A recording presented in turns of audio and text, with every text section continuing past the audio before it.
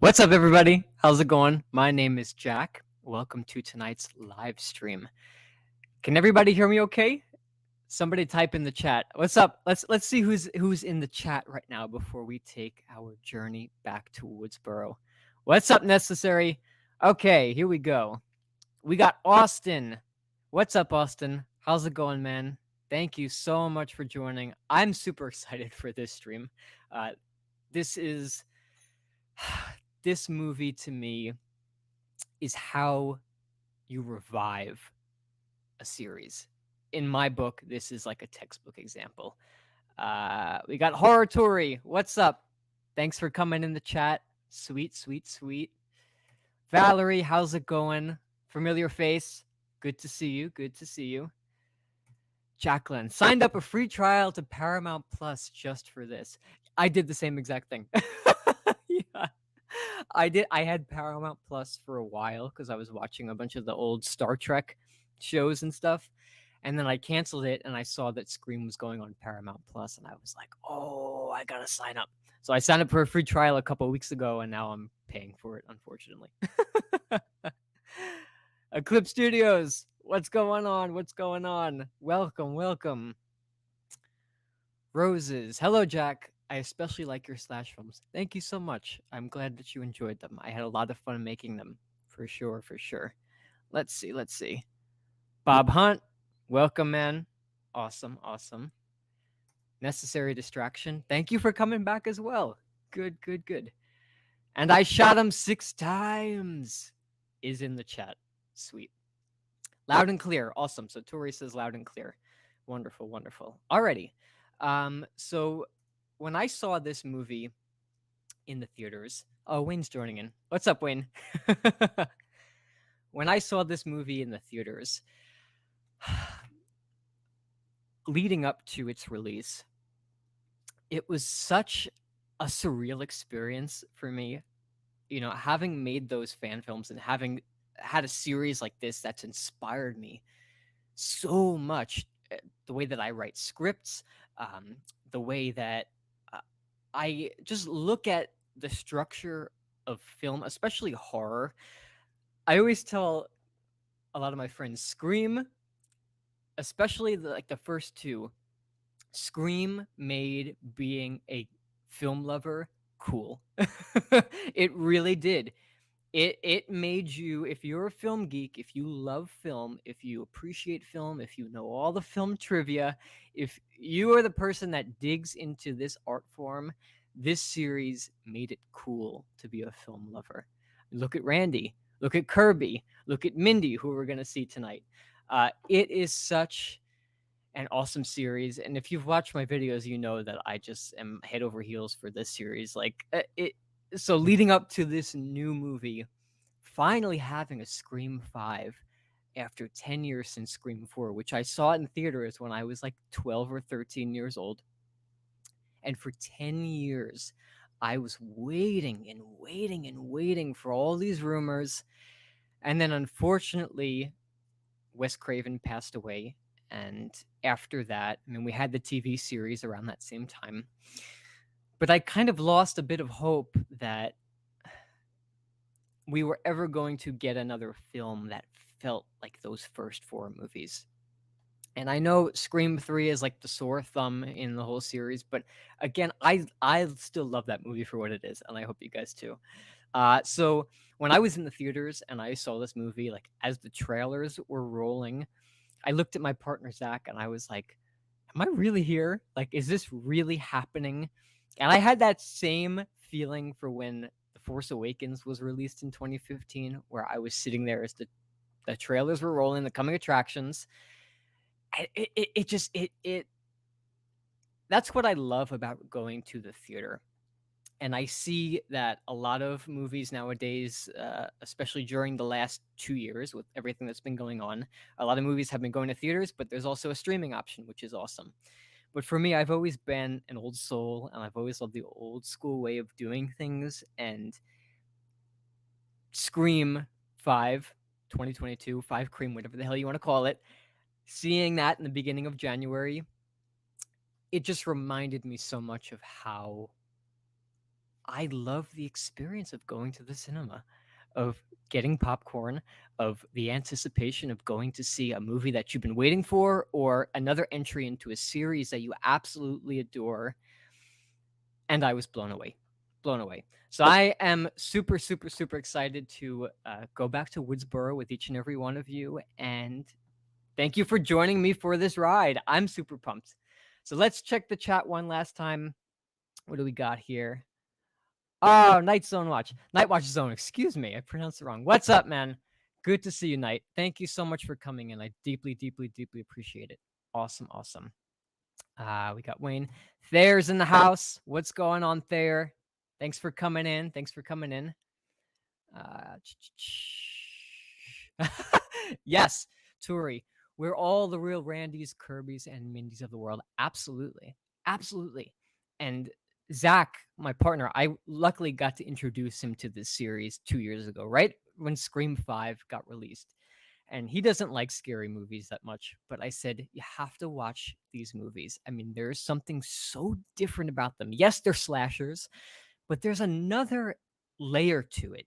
It's different. It's hip, it's funny, it's clever, it's meta, it's self-aware, and it's everything that I personally want in a movie like this. It's fresh. I would say that's the best way to describe it, is fresh. And going on 5 strong, now going on to 6. I still feel like it's got some life in it. It's still going fresh. So, absolutely. So, I always said to Zach, I was like, this movie made me proud to be a film geek. Yes, we are. Yes, we are. Tori, thanks for coming in. Uh, Bob says, definitely, I have to agree. I had geeked out when I was with my grandma and she never seen Scream. So, I showed them all and she loved it. Yes, same exact thing, especially with like my friends growing up. I had seen these movies so many times, and whenever I would like meet a new group of friends and stuff like that, I would always kind of plant the seeds of like, yeah, you should watch these movies. Yeah, you should watch. Hey, why don't you come over to my house and we'll watch them? And I would introduce them to it, and I would love, love, love, love watching their reactions, especially to that first one. Amazing. Jacqueline says, couldn't have said it better. Finally seeing another Scream film in the theaters was so surreal. And it was so refreshing. I mean, it's in today's day, there's so many reboots and requels, which are, some of them are great, some of them are enjoyable, but to go on to the fifth entry of a series and to come out still feeling satisfied that you enjoyed it is just remarkable to me. Now, I know a lot of people did not enjoy this movie, and that's 100% okay as well. Um, I always tell people I have faith in radio silence with taking the series into their hands and running with it. And you may not agree with some of the directions that they go in, whether it was in 5 or it was in 6 or possibly Scream 7. However, they cap off this trilogy, whether you agree with it or not, I do see that these guys have a deep love and appreciation for not only Wes Craven, but also this series. Absolutely, absolutely. Nathan says, I love this movie. I loved it too, and I'm super excited. Let's see. So, one thing you don't know about me is I am a crier. When I watch movies, not all of them, but if there is somewhat of a hint of a touching moment or an emotional moment, I'm probably one of the first to cry. And again, when I watch movies with my partner, he doesn't cry that much. It's very hard to make him cry during a film. It's like every time I start crying, he looks over to me and it's like, oh, there he is. He's crying again. So let's see. Let's see how far I make it into this movie without shedding a tear for sure. Awesome. Original 2 and 5 are my faves. Nice. Nice. Awesome. I love those. All 3 of them. Absolutely. Absolutely. Okay. Very proud to be a film geek. Necessary. I'm with you. I'm standing nice and tall with you. Totally. Totally. Totally. And Eclipse, I agree. Even Scream 7 is confirmed in some way, for sure. I mean, they've said it in interviews, right? That their dream is to come back and make a trilogy, so to say. I believe that those guys, even Courtney Cox just received the script. She's reading through it, I'm assuming now. I wouldn't be shocked if they are already doing treatments for the 7th installment. I wouldn't be shocked. Would not be shocked. Bob says, "Yes, I cried twice during this one. I probably cried for about 45% of it." Yeah, and you know the moment when the tears start flowing, and from there on out, I think I was watching the screen through super hazy eyes because I could not contain myself. So let's see. Okay, sweet. Alrighty, so I'm Eclipse. We'll see you later. Okay. Thank you so much for coming in and for your support. So I'm ready to jump in. If you guys are all set, just write in the comments. If you have your streaming copy all set, your digital copy, your rental copy, if you rented it from Amazon Prime, just let me know that you have it all set and we'll jump in. I got to pull up my Paramount Plus window right here. And it's always it's another experience. When you're watching it by yourself versus watching it with a group of people, whether you're with the people or you're with them virtually, it just adds another element to it. So I think we're gonna have a really fun time tonight for sure.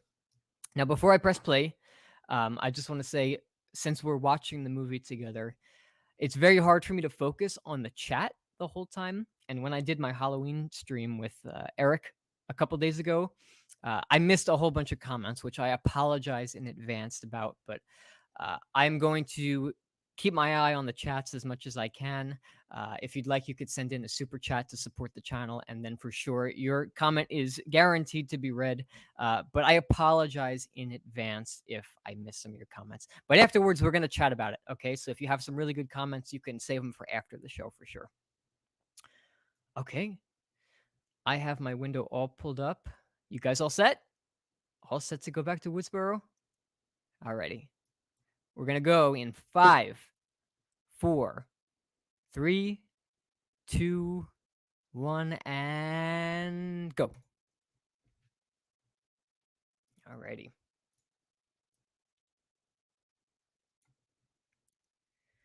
We got the Paramount logo.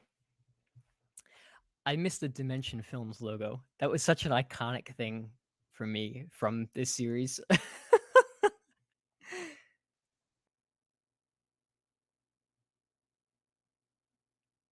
Make a spyglass.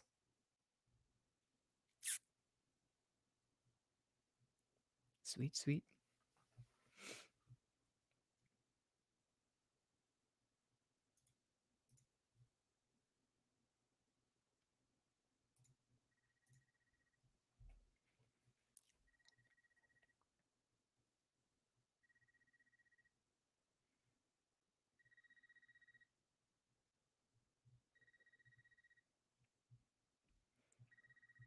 It all starts with a phone call.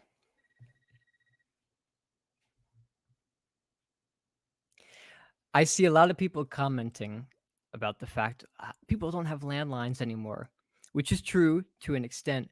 But my mother's house back in New York, we have landlines still. So to me, this is still somewhat realistic.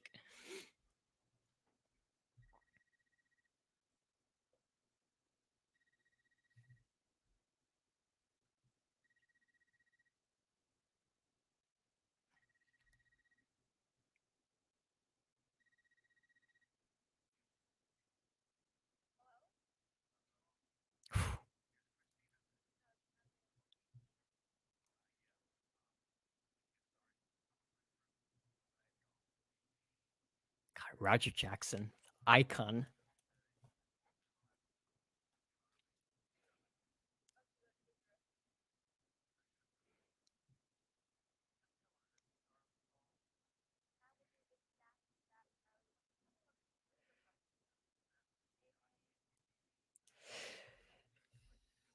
You'll notice in this opening scene how Matt and Tyler, when they directed this scene, they let it breathe. And I think that's what, I mean, 2 breathed a little bit with the theater opening, but 3 and 4, I felt like it didn't have this lead up to it that pulled you in. If you've seen these movies, you know exactly who's on the phone right now. But by leading up to that suspense, it really, really, really draws you. And I find it works every time for sure.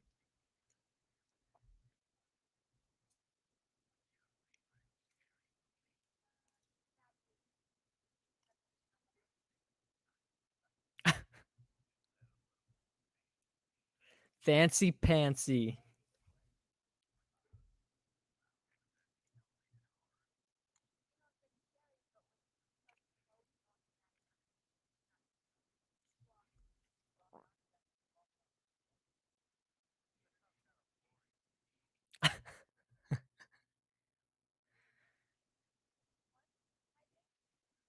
I wouldn't say elevated horror movies are boring. I would just say they're a different breed of horror.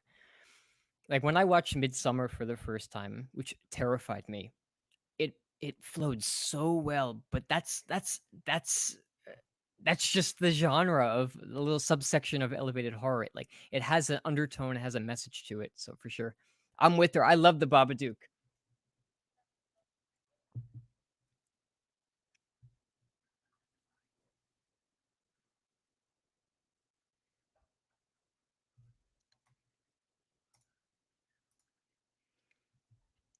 I agree, Carrie.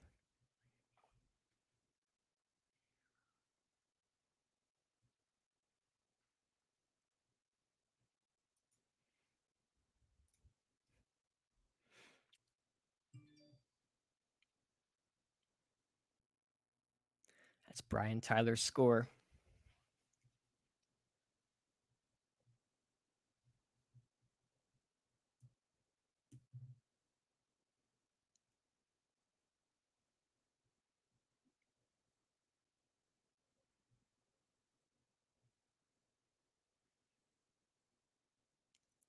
The usual dog barking in the background.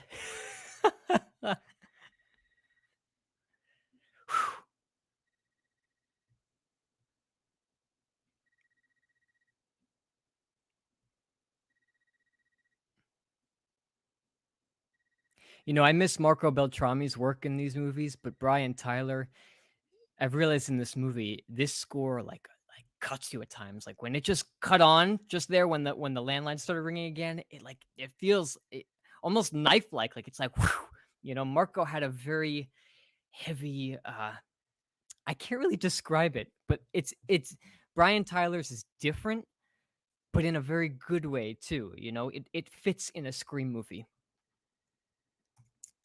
I listened to it too, Carrie. I did right before I saw it. So good.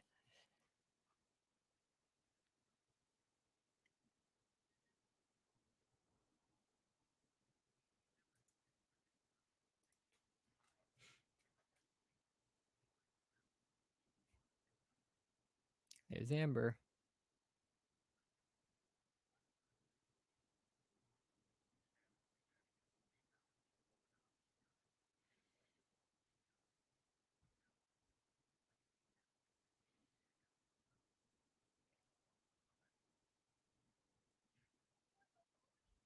How many of you feel that you know the Scream movies so well that you could probably win at Ghostface's Scream trivia?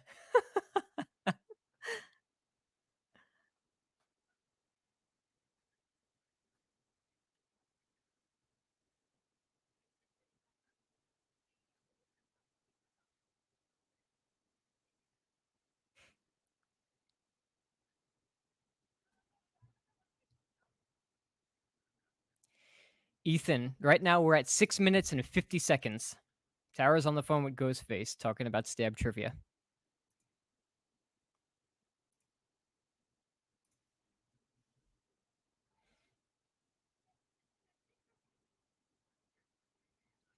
The chick from TV.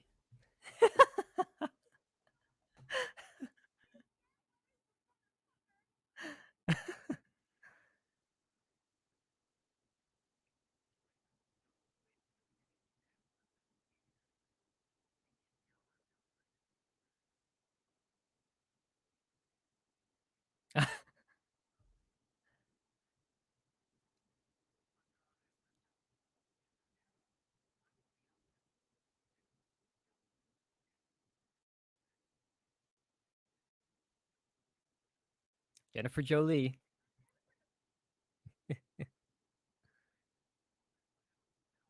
It's details like that I love in this movie.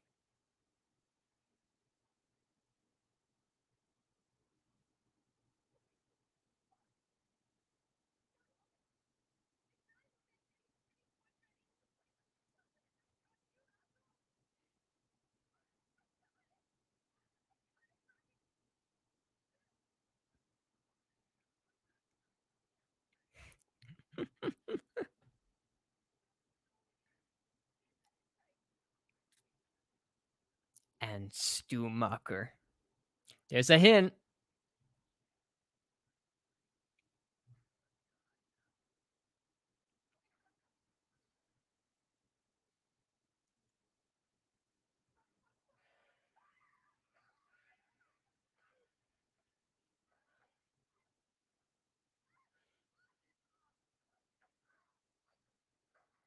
When she opened that door the first time I saw it in theaters and I saw Ghostface on screen again, I got chills down my spine.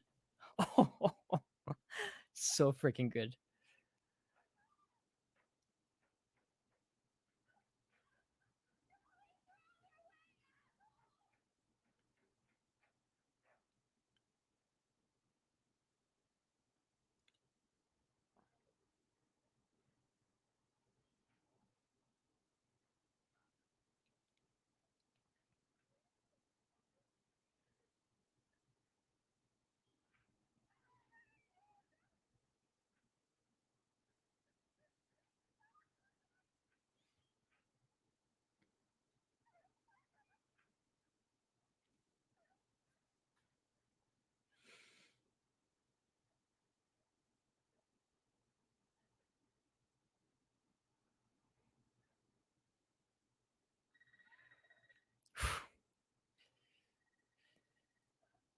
Jenna Ortega plays being in Terror. Excellent. I didn't see X yet.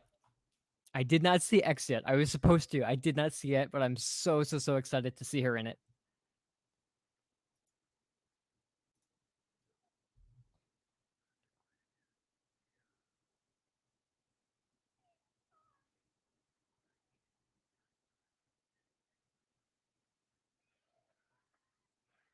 Oh.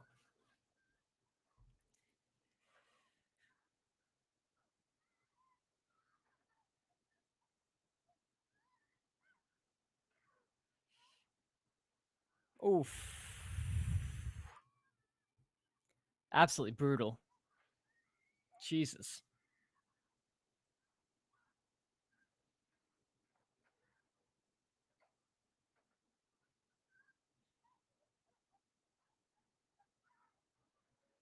I love that shot of him standing up.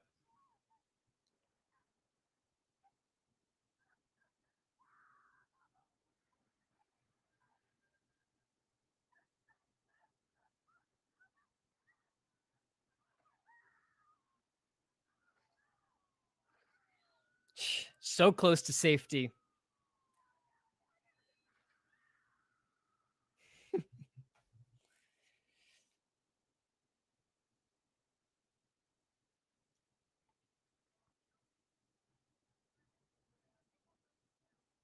Modesto, California.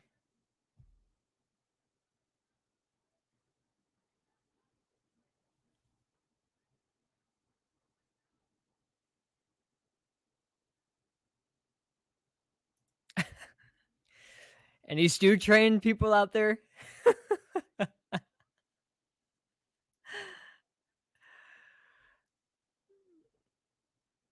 Take anything else, but don't take his boner pills.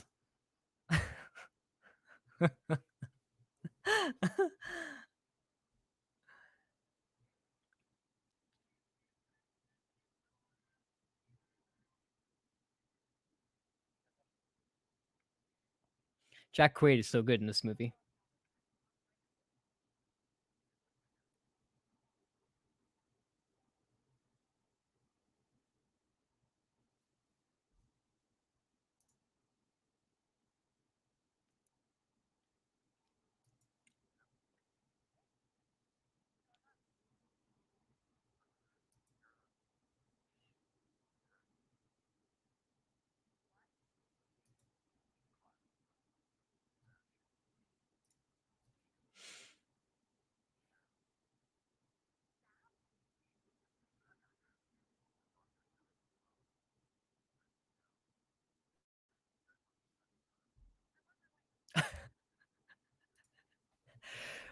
We're at what are we at, Steven?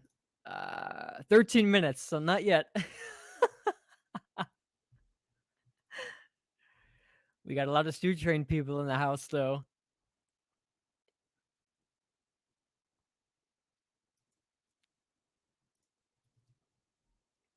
As Richie's just standing there on the sideline trying not to smirk. He plays dumb real well, though.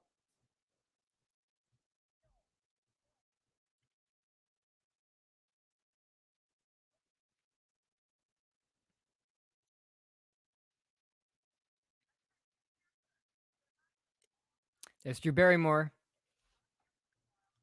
Love that.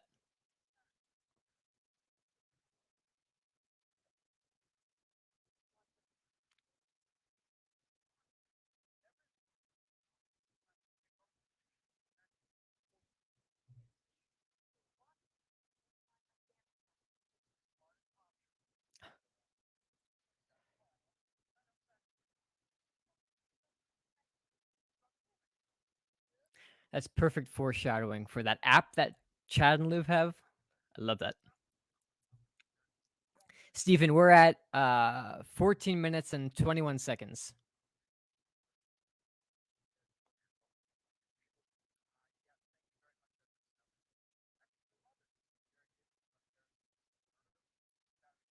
Oh, Judy.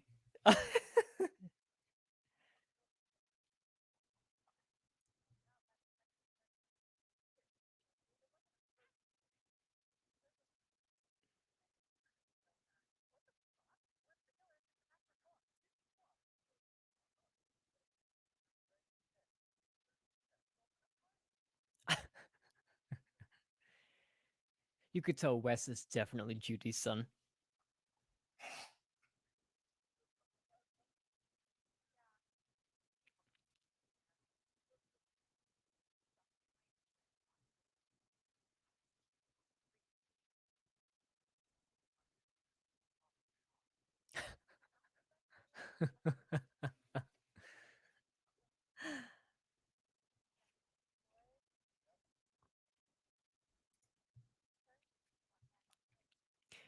I agree, Carrie. I really love Chad. I do. Hobbs and Shaw.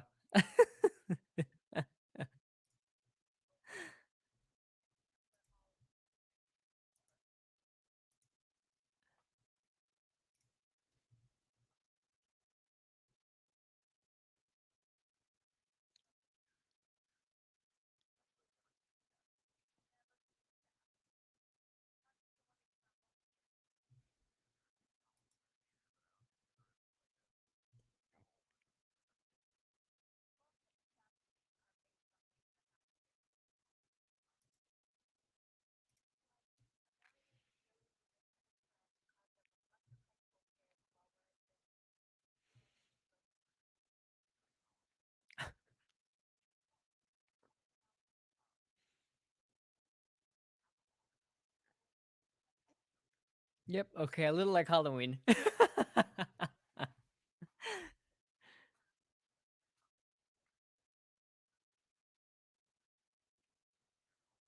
I love that little Scream 4 reference of saying the date of the last Ghostface killings. It's cool.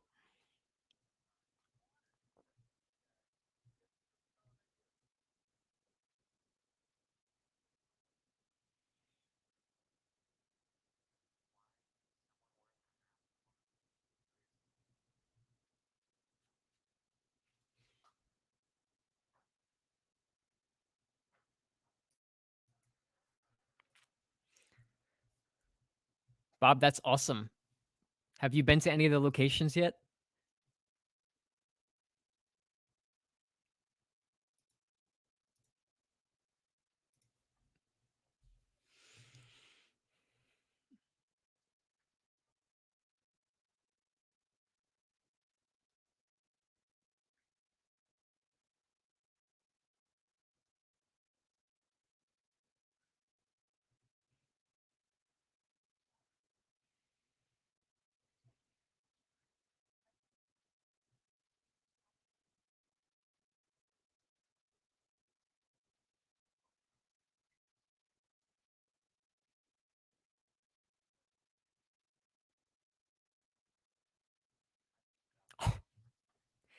That look that Amber and Richie give each other.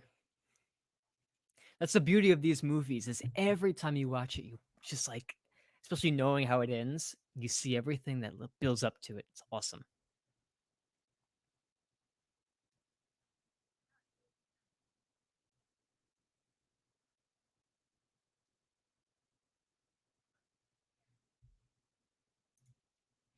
You're all good, Steven. Right now we are at 18 minutes and 45 seconds.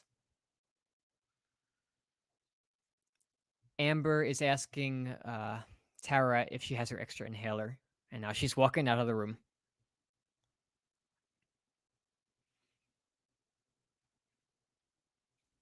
Now Tara and Sam are in the hospital room together by themselves.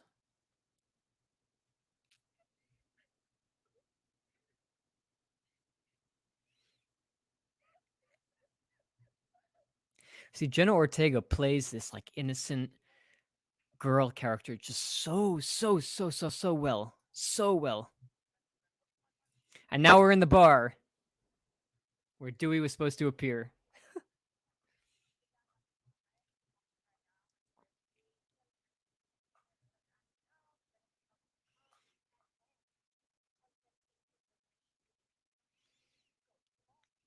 Does anybody play pool? I love playing pool.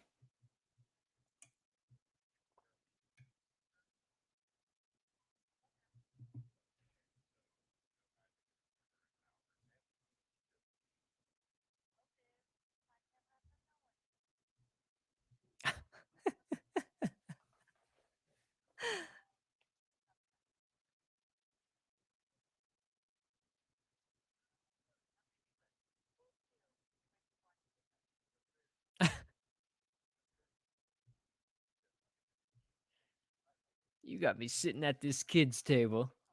Uglier Michael Myers.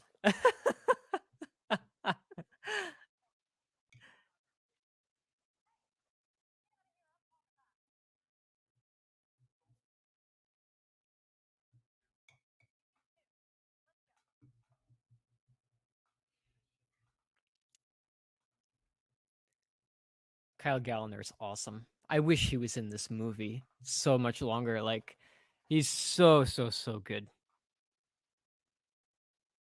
He was probably the only good thing of that Nightmare on Elm Street remake. Oh, the red right hand scene.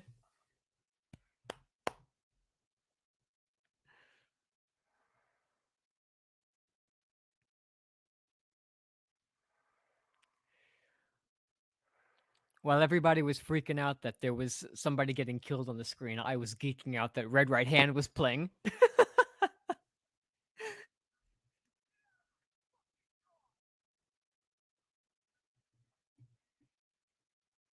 Heal your shrinking soul.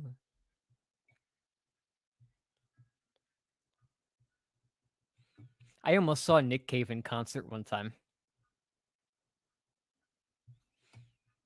Whispering his name.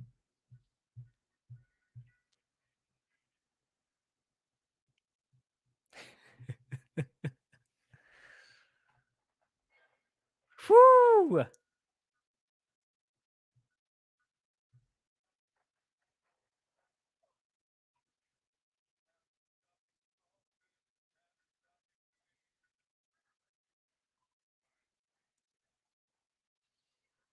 The way they mixed Red Right Hand with Brian Tyler's score was so good.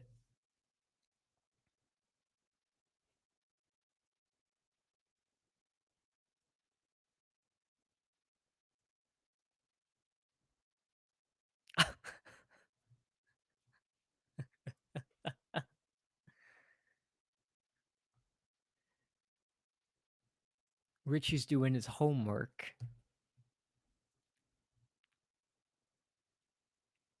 Oh man, so this was the first scene in the movie that I actually gasped out loud.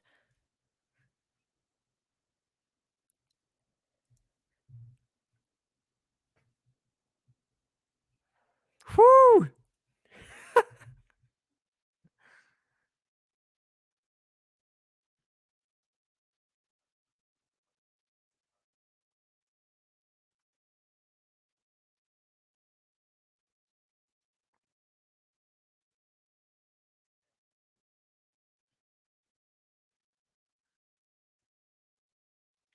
He does look a little bit older in this scene, but the way I kind of process it in my head is like she's seeing him the way that he would look now if he was still alive and her father. Maybe look at it that way, but he does look a little bit older than he did in Scream, obviously. But that's Skeet freaking Ulrich. I don't care. I love it.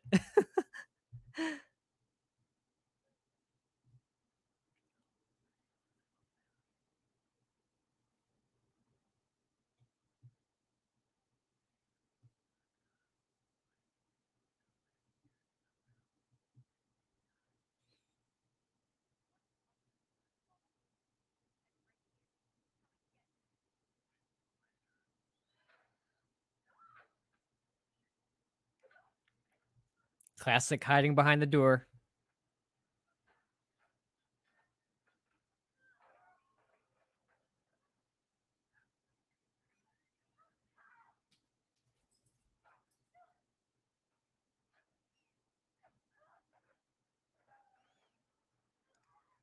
The sound of the knife when he swishes it, that just shows you how impactful small little sound effects are in a movie.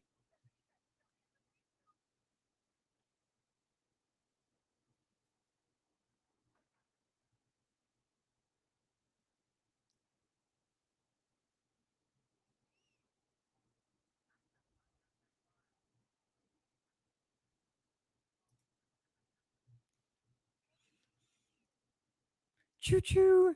Stew train.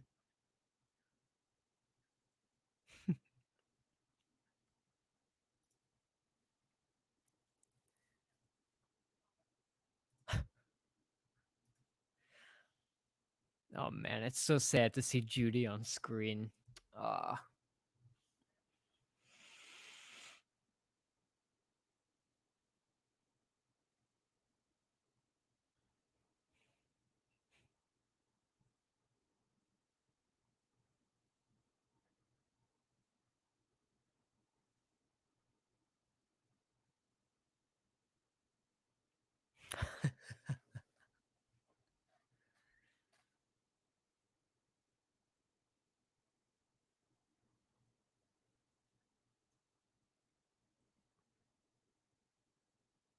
I have a Judy's Lemon Square recipe video coming up.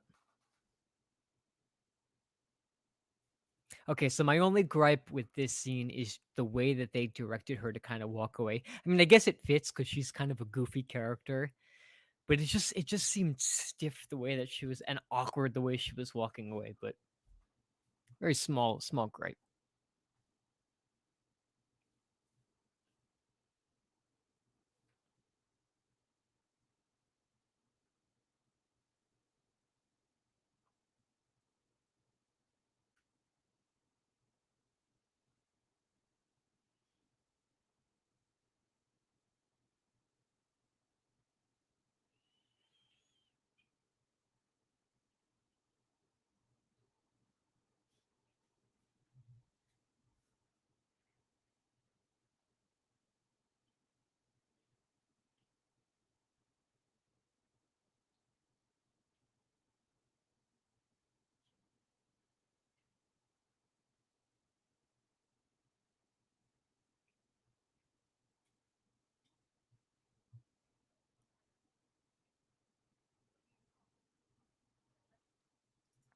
That's a good point, Carrie.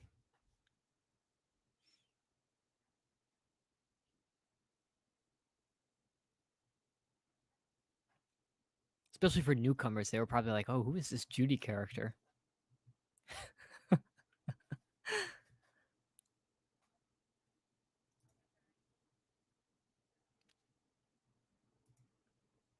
I shot him 6 times. Sam does a good job bluffing throughout this whole movie. Hashtag mastermind at work. I'm for it. I'm for it.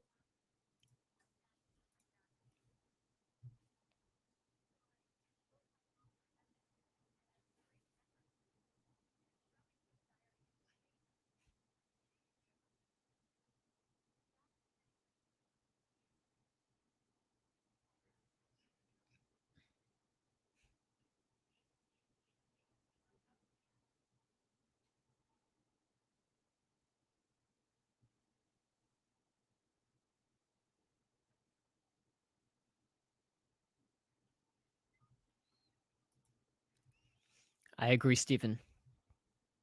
Something's lacking from this scene. Something. Unless maybe she is the mastermind, who knows? But something is lacking. It feels very a bit of a cringe in my stomach. I don't know why, but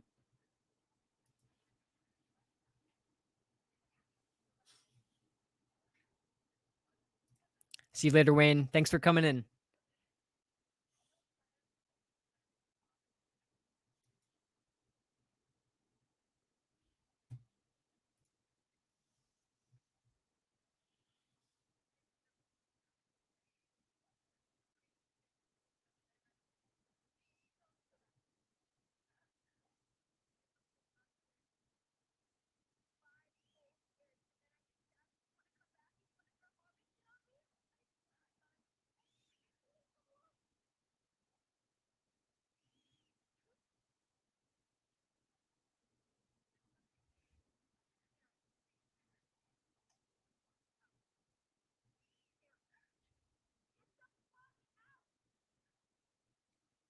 Again, Jenna Ortega steals the show in another scene.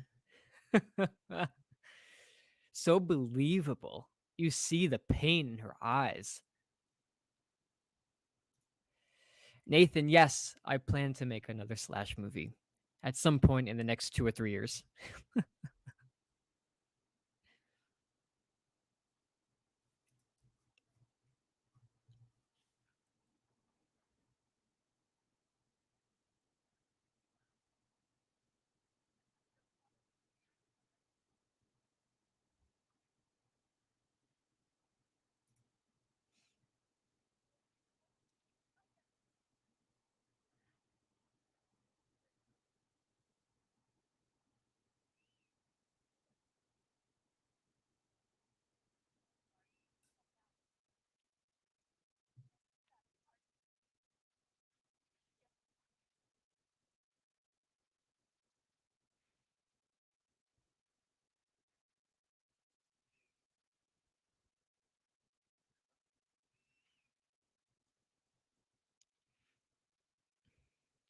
Man, I really believed him.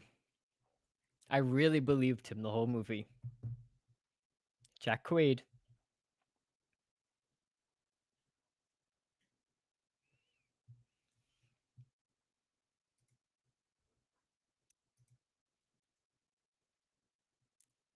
Oh man. There he is. This is where the waterworks start for me.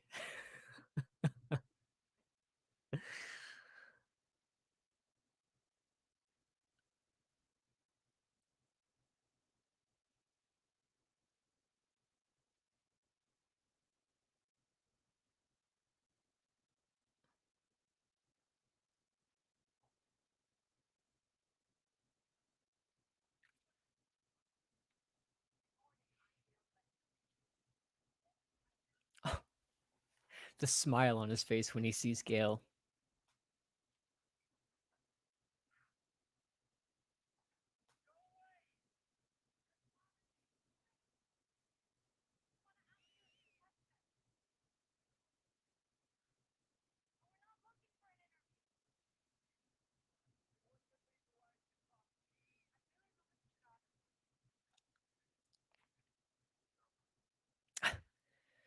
This is the first time I'm watching this film on headphones, and I'm catching, like Carrie says, she hears Dewey's theme in the background.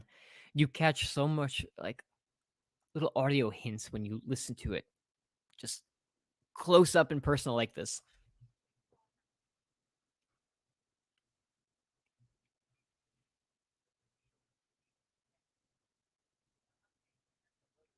Oh, she said, she's like, I'm never getting bang. If I ever get bangs against start an intervention or something like that. I never caught that. Oh my gosh, that was great. That's so funny.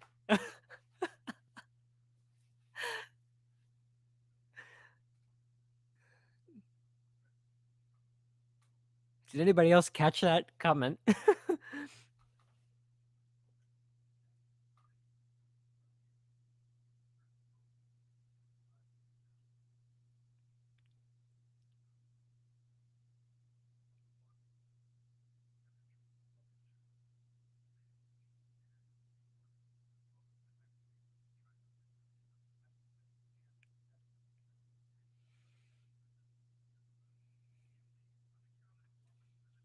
Dewey knew.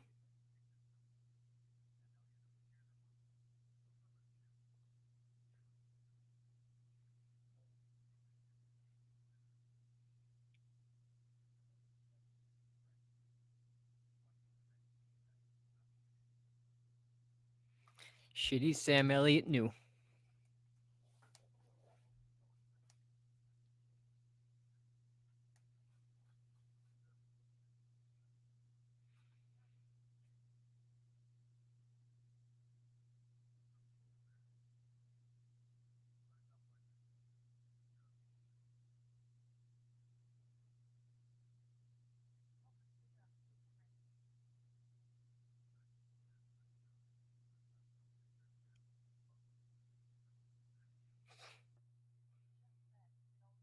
You could see the conflict in David Arquette's eyes. So good.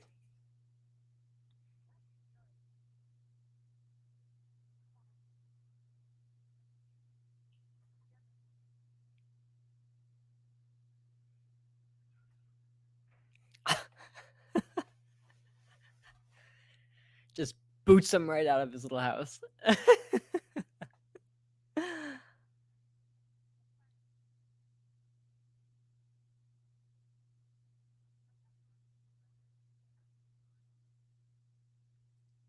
The pros and cons of reuniting with old friends.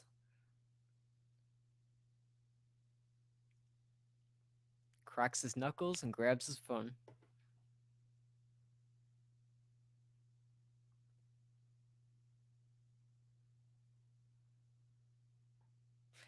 Steven, every time I watch this movie, man, I catch that. Even in the opening, you know I'm on the train. Oh, there's my queen.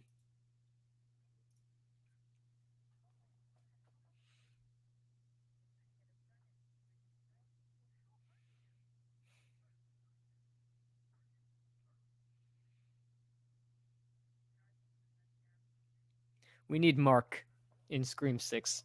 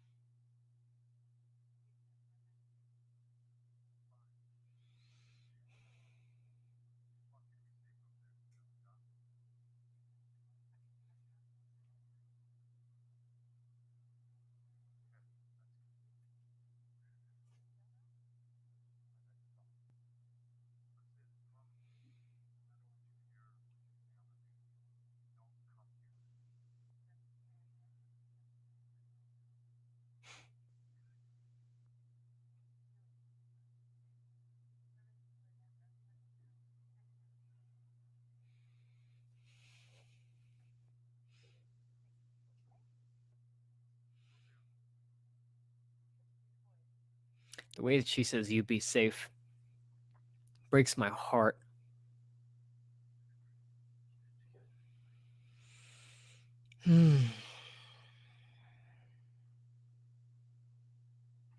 Heart wrenching.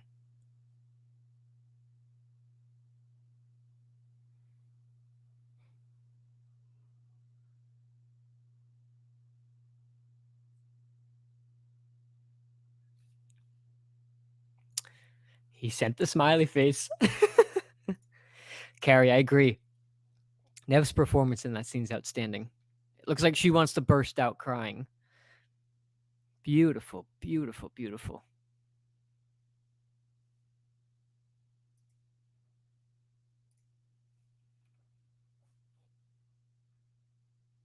Here it comes.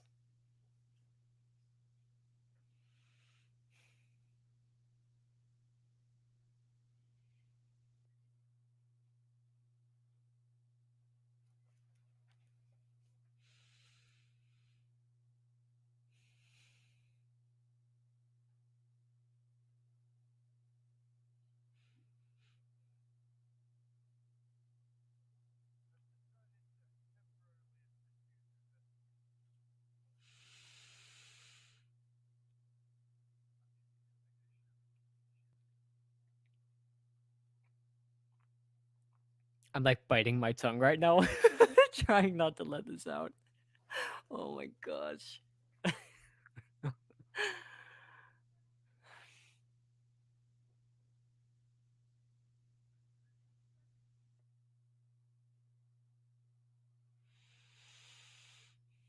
Oh, Martha.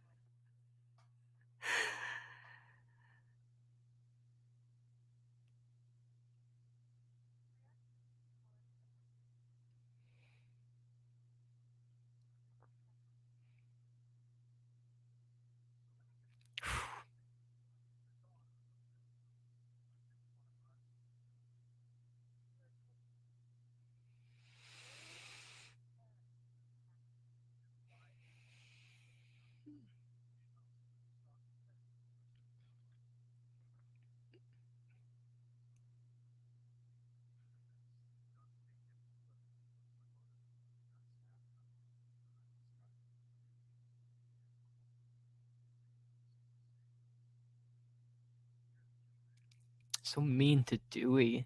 Oh, that cut me deep just watching that. Damn.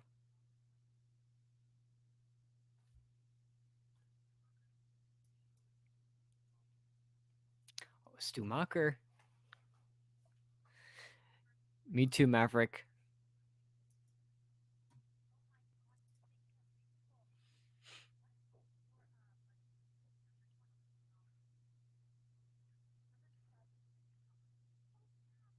They're really playing with the Stew Train's heartstrings. I'm telling you.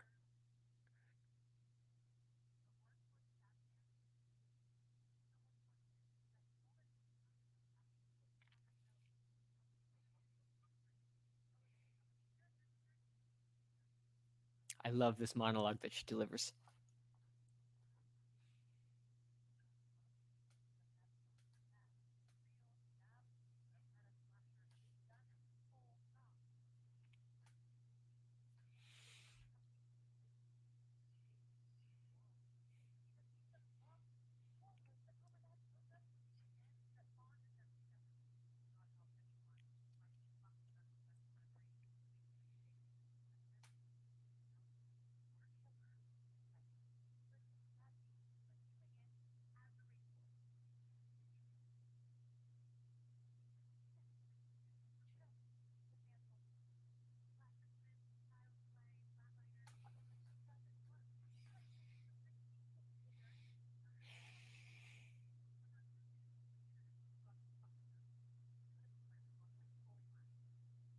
If you're a film lover, you relate to this monologue on such a deep personal level. So good.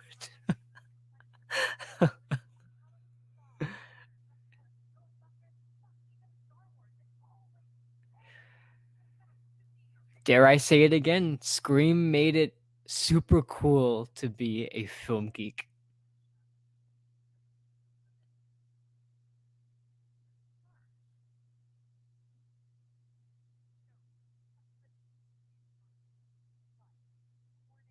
Scream fan fiction.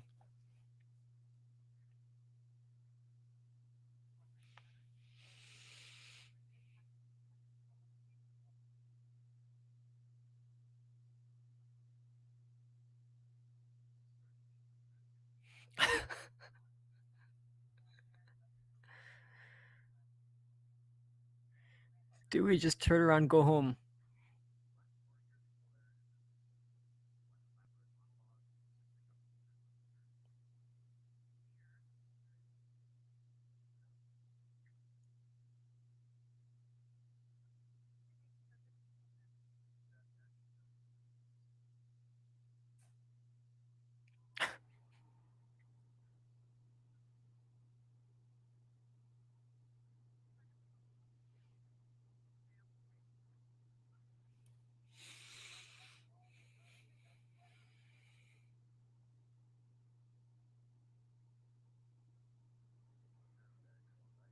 Oh, there he is again.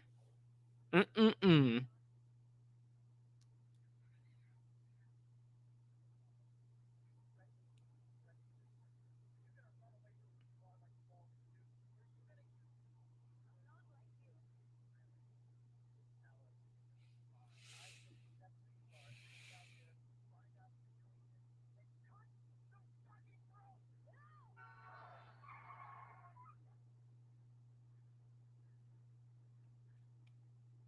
Skeet Ulrich.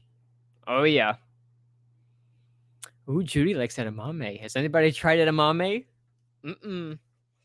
That's a must when I get sushi. Oh, Judy Hicks. Oh, and you see her post the post-it note on the TV on the refrigerator. That's so funny.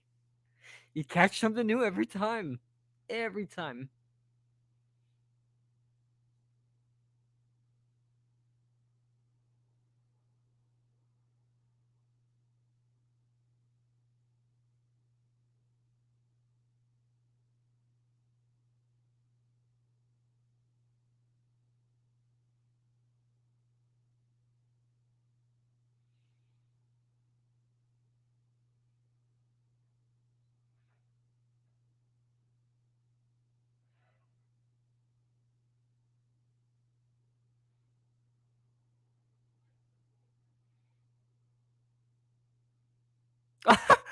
I love how he pulls the taser and the pepper spray right out of his pocket. That's so great.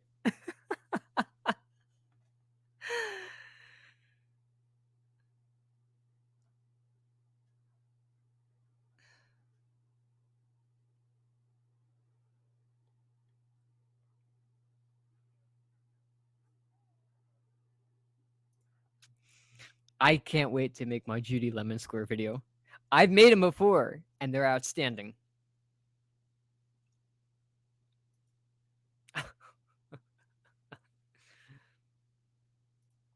I didn't see it coming either, Carrie.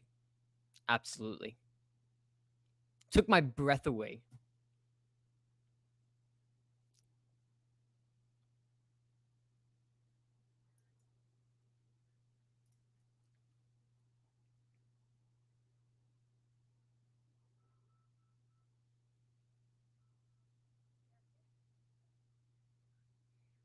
Judy.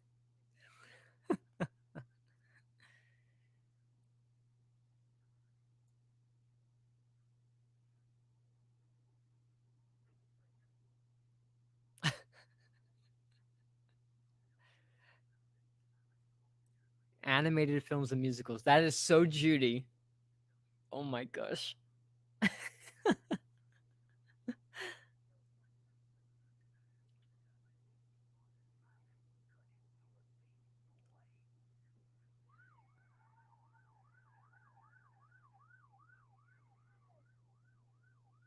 I remember somebody posted on Instagram behind the scenes video of the cop car like doing stunts and stuff like that, and I had it's interesting now seeing it in the movie and seeing what they were shooting that day. So cool.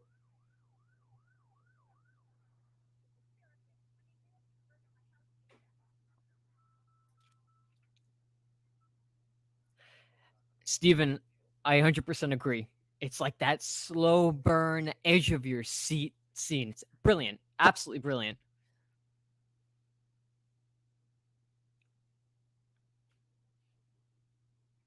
Makes me have faith in these new guys. It really does.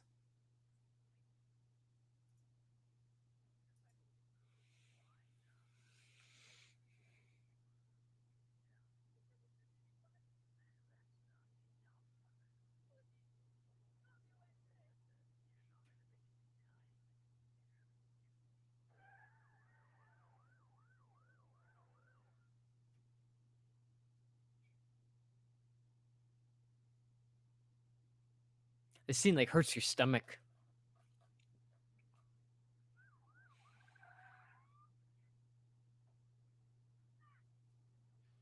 Here it comes.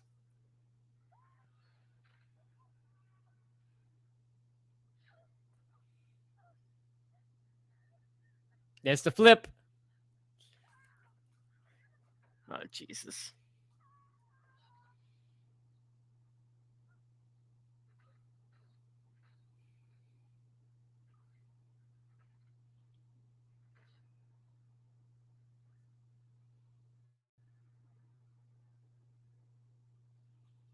Brutal.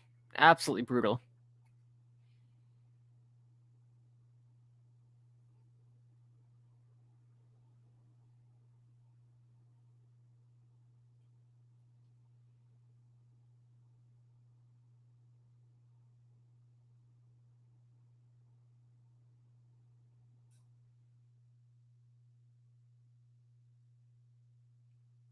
Amber with that quick stab.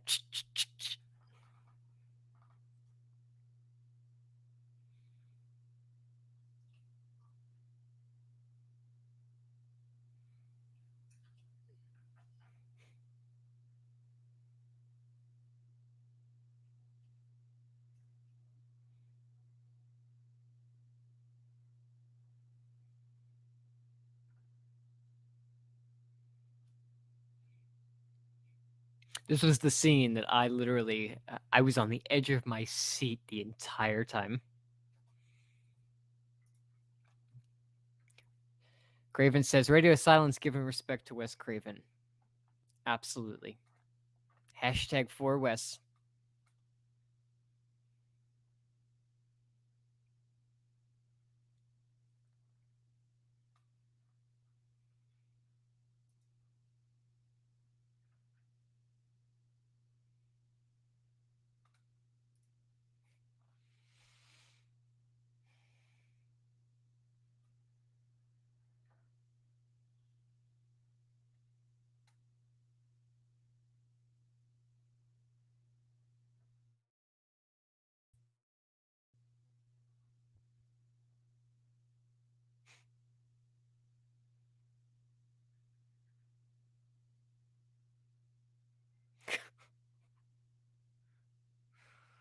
Oh, there's a little lemon square post-it note. Again, little hints like that, little Easter eggs like that, just shows me that these guys really care.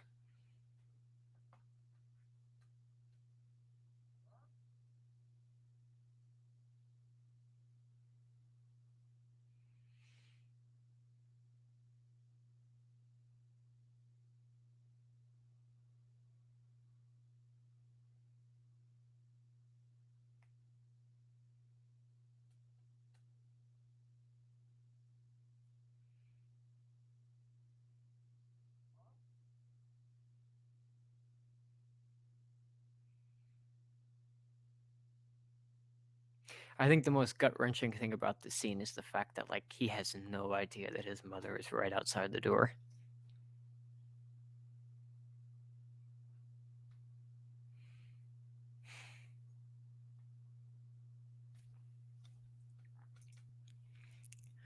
You're right, Craven. Practical effects at its best. Here it comes.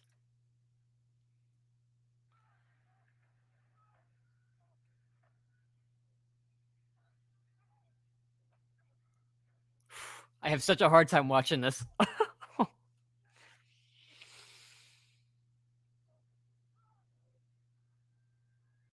Oh.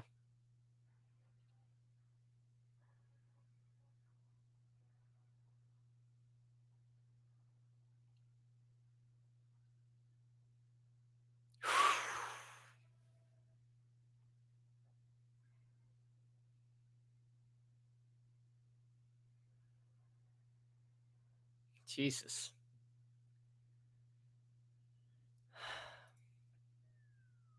The beauty of practical effects, though. Outstanding. Oh my gosh.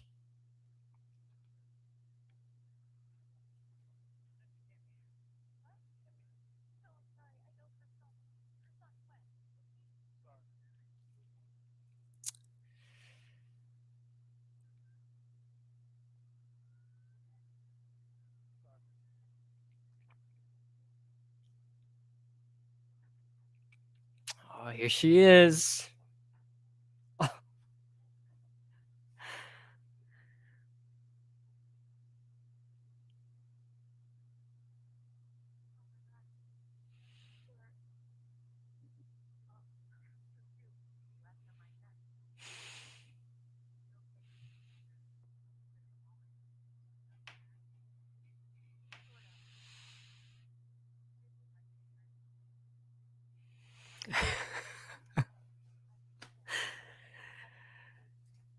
Gale.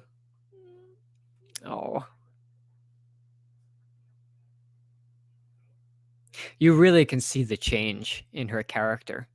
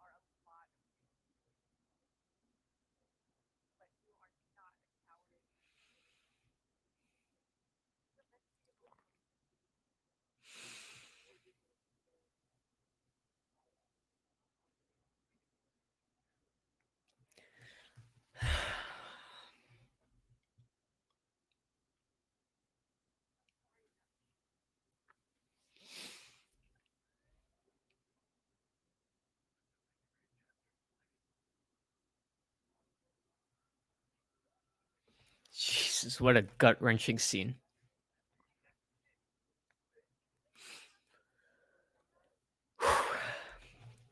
It's that Kirby thumbnail. Let's not forget about the Stu thumbnail.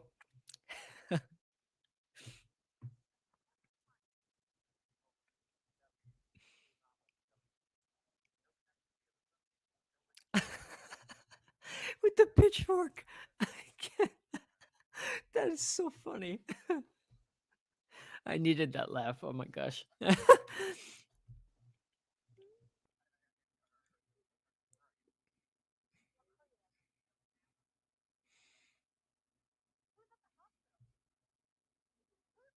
Oh man, I know what's coming.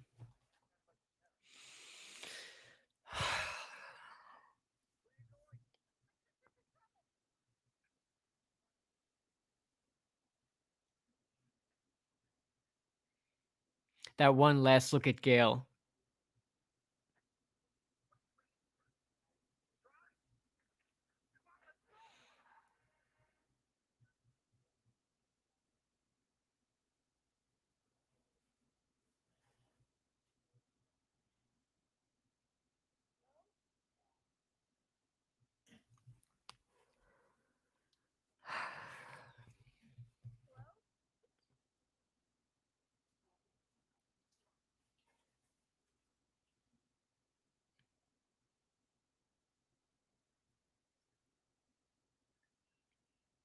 Oof.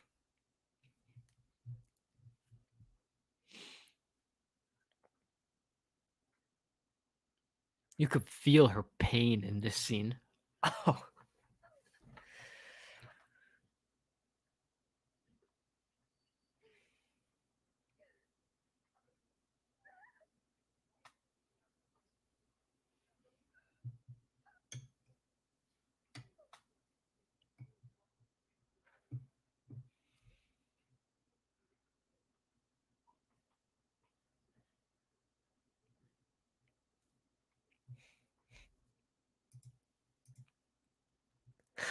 It's coming, necessary. It was this close. This close.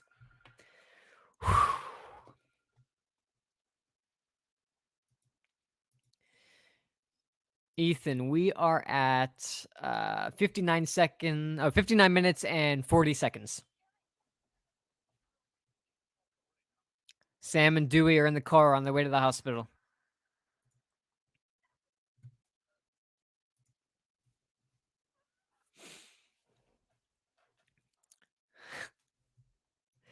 Here comes the stew train. Oh man.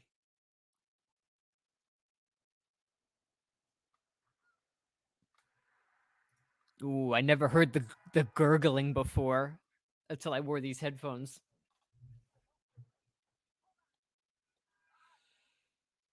Jeez.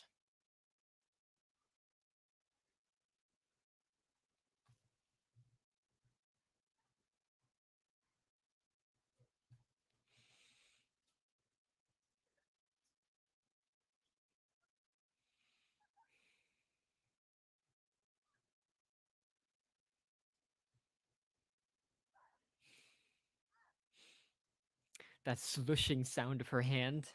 Ooh.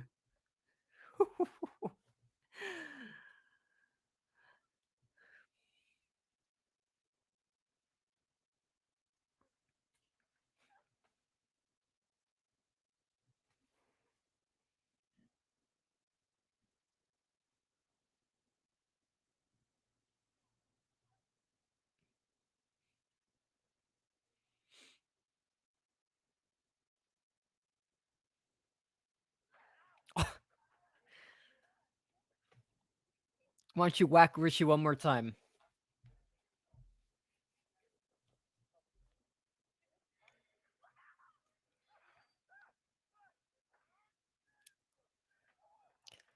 I'm sorry, that's not Amber.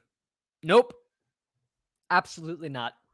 I don't buy it. When she fell, when Ghostface fell, it was a man grunting under there. That is not Amber. Yeah. Perhaps the private floor wasn't the best idea. Oh, I love this shot of him walking out.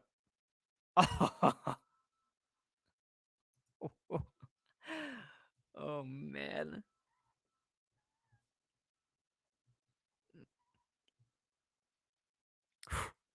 That voice changer.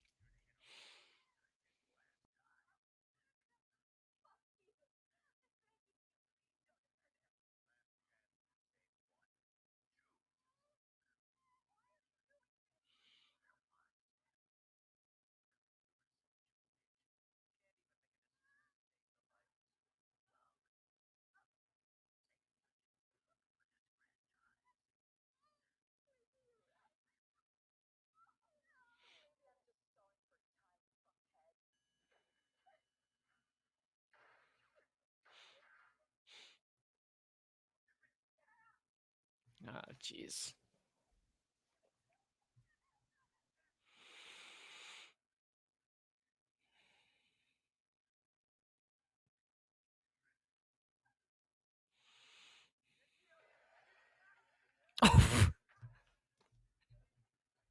That's not Amber. Oh my gosh.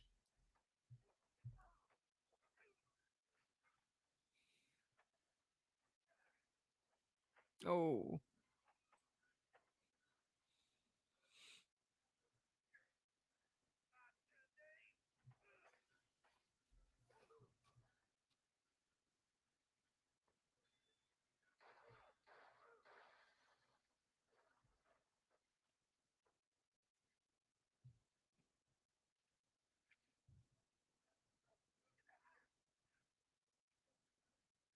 Who would have thought Stu Macher would ever return?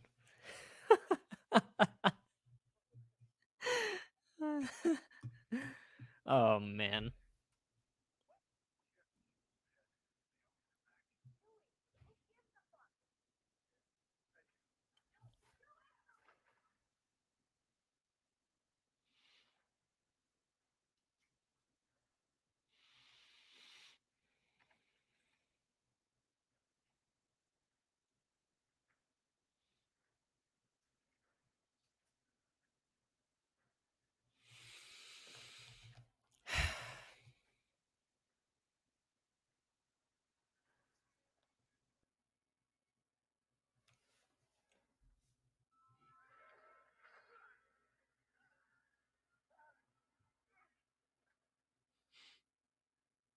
Mm.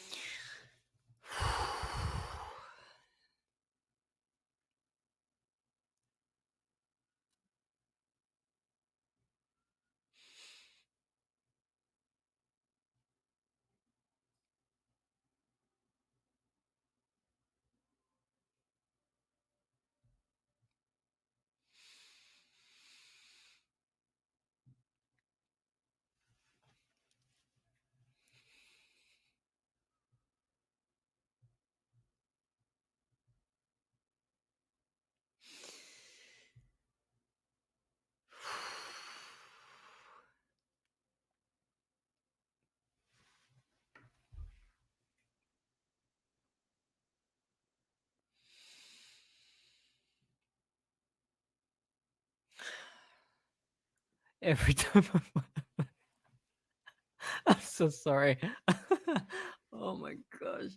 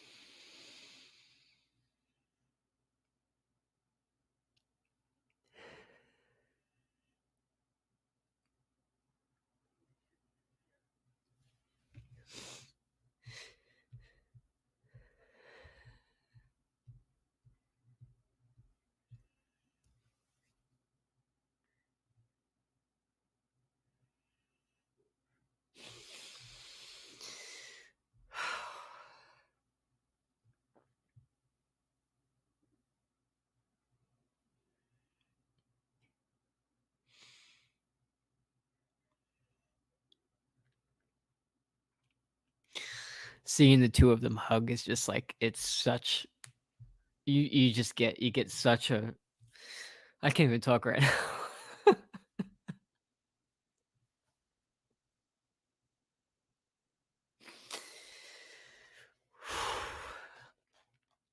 They're just such special movies to me, you know.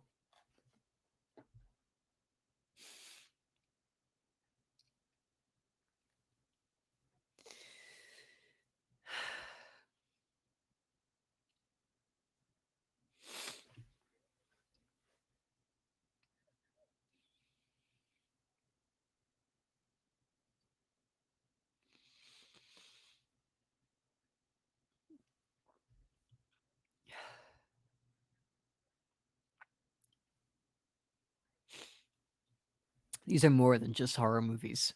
These are very, very, very, very special.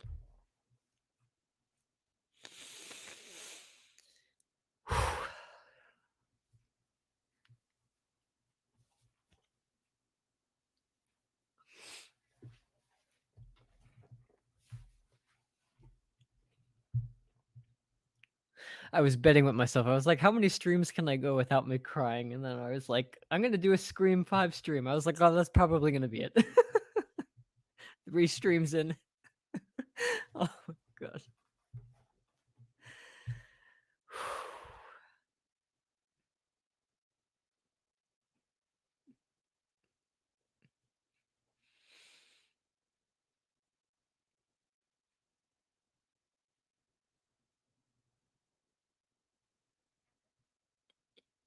Nev Campbell is as beautiful as ever. Mm.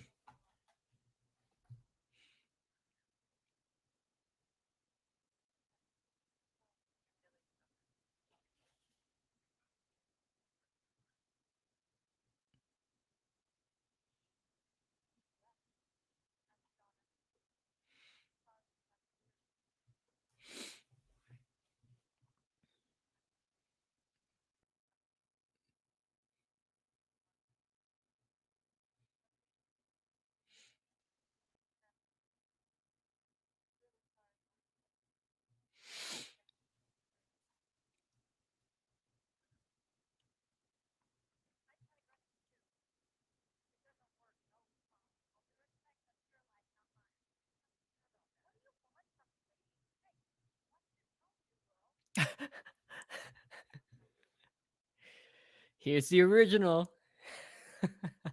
Don't fuck with it.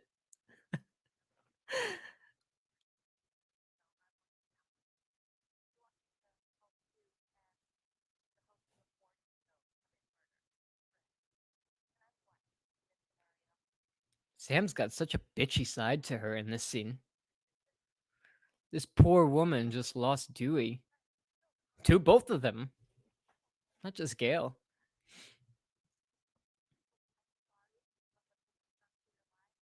Pardon my French.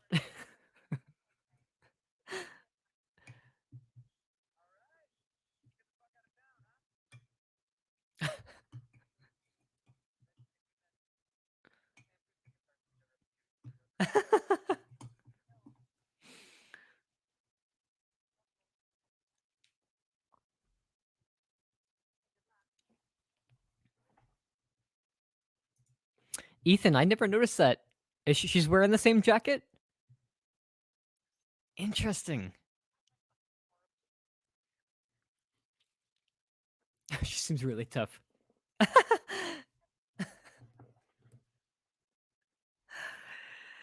Sidney effin Prescott.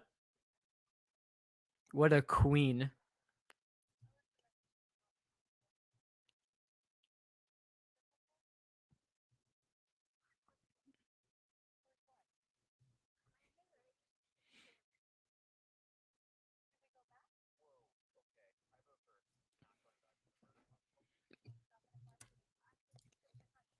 You're right, Jacqueline. Age is like a fine wine, as I say.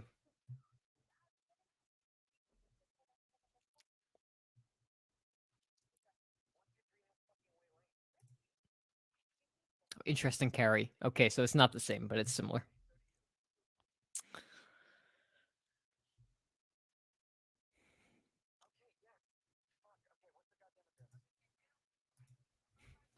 All right, third act's coming up. It's in Richie's pocket. Oh, man.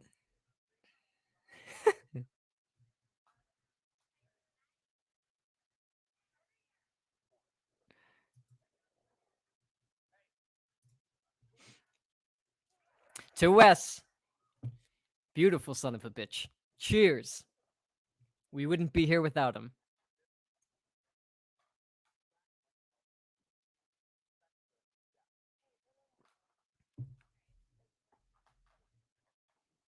What I've seen this 5 times and I cannot get over how like still choking up.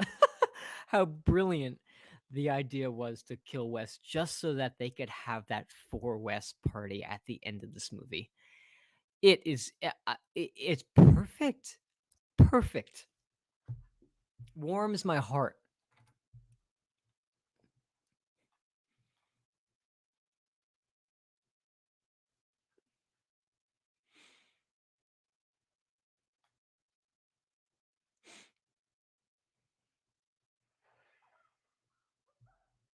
She was gonna punch her with the I love Mindy.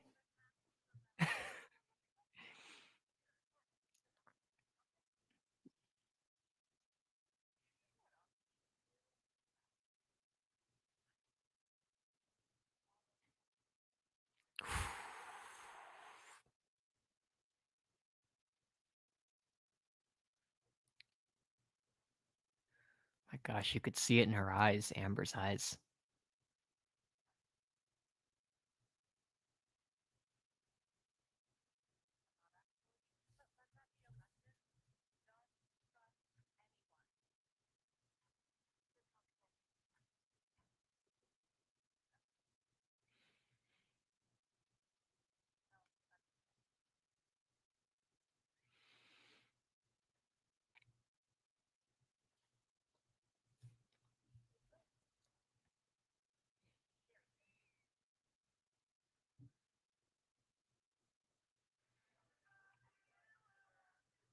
I love how she has the LGBTQ pin on her.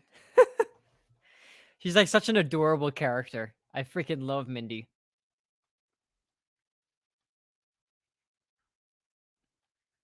This is my favorite scene with Chad.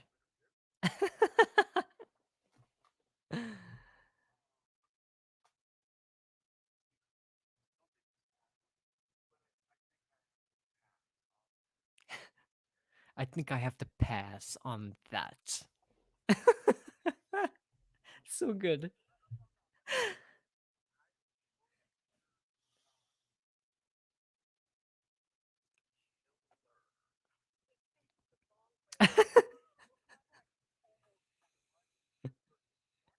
Just like 95% sure. That's so good.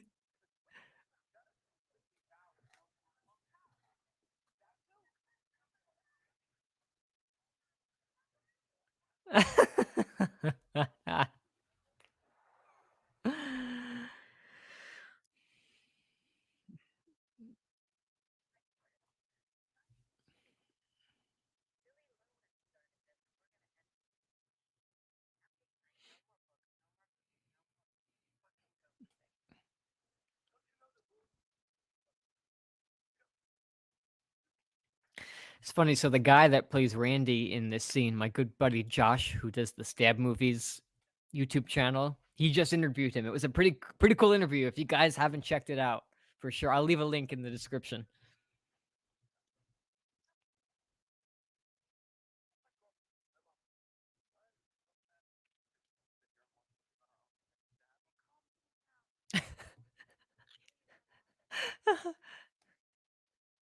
I love how watching Stab calms her down. That's so awesome.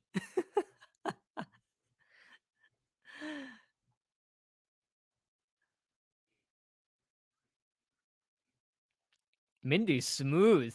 You see the way she's just like, come over here.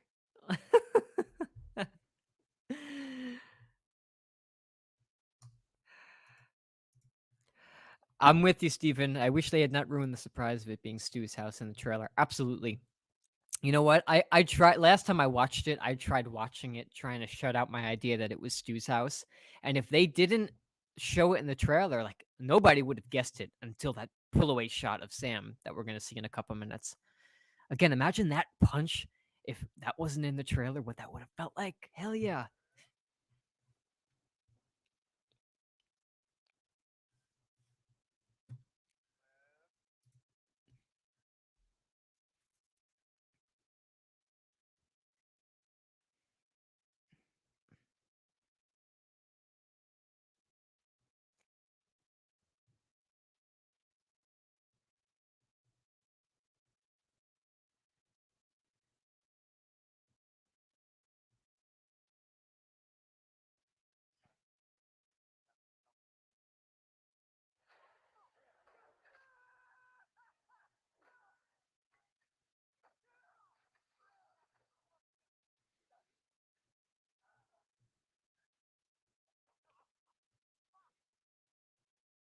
Get behind the shed.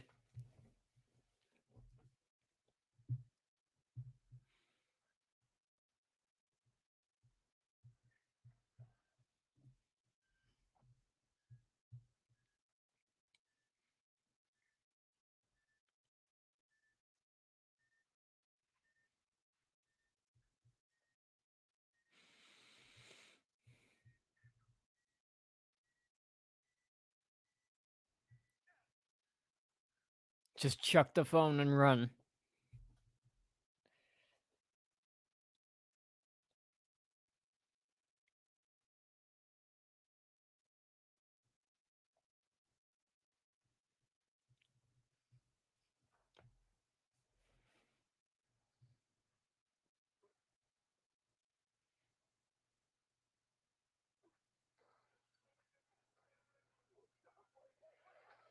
Oh.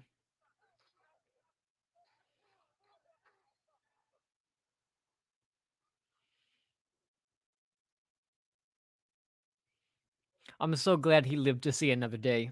I do like Chad.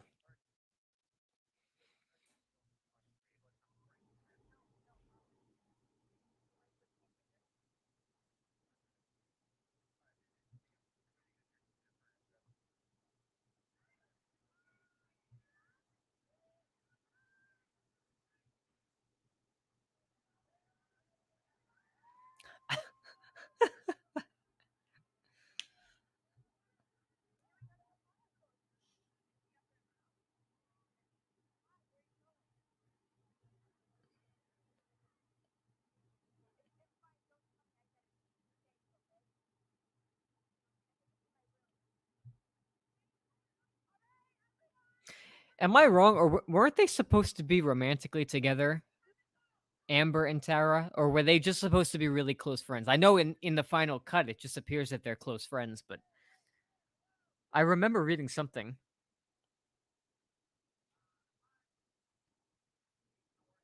Gen Z.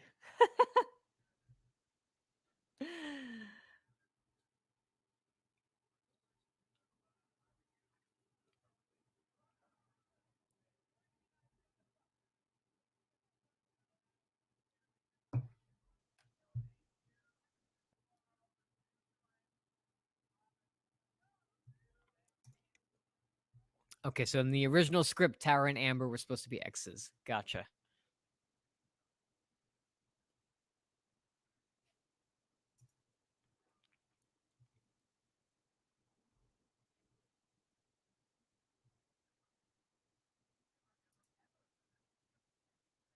That's interesting, Jacqueline.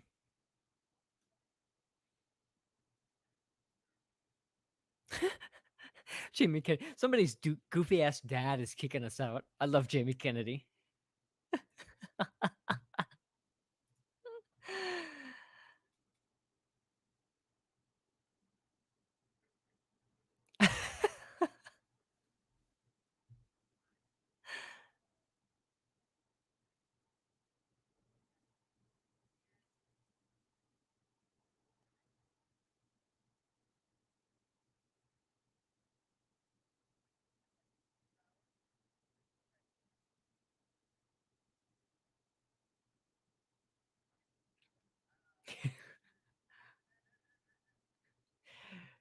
He's dead.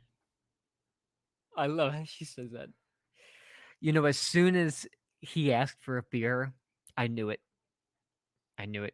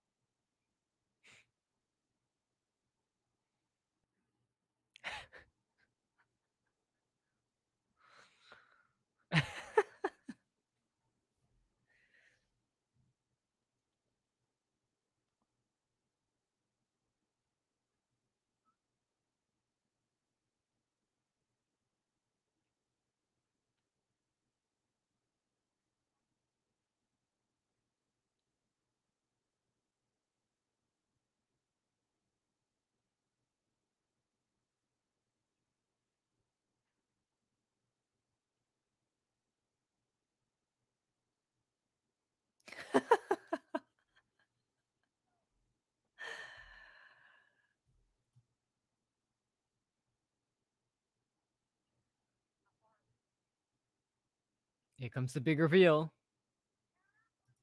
I would have been down for that too, Steven. I think it would have been cool if Liv was the killer. She really didn't have much to do in this movie.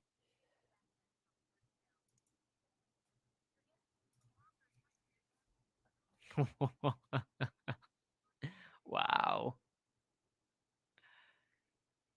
I love that shot. Wow.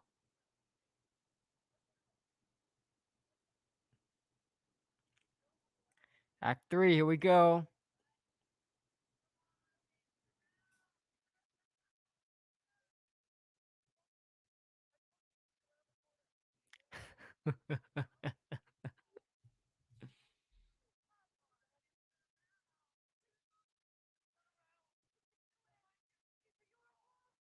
The head tilt.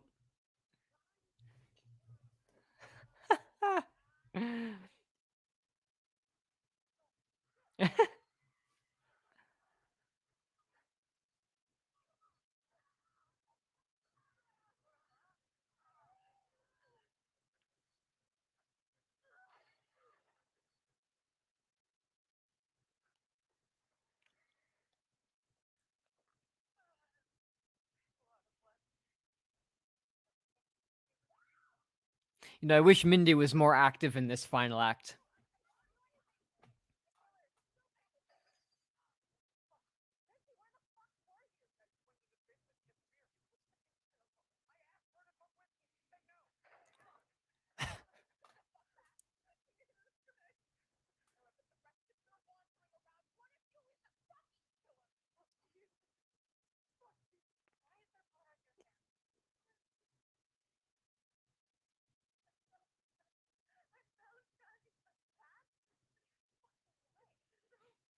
Ooh. Amber's little sour puss face. Bah. Here it comes.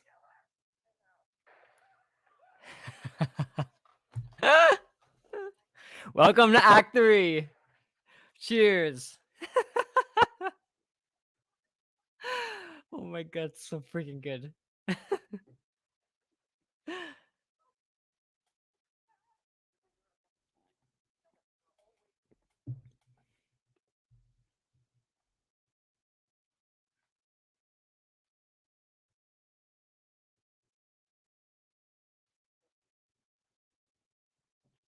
I wonder if he would have revealed himself here.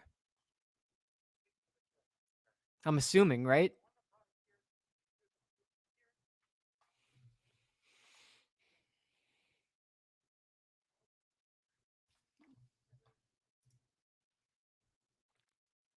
Boom, headshot. Boom, bitch went down. Sid, super bitch.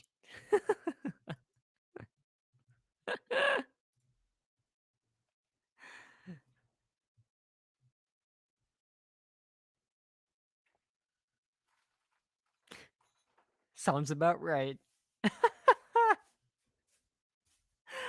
I was cracking up when she said that. So good.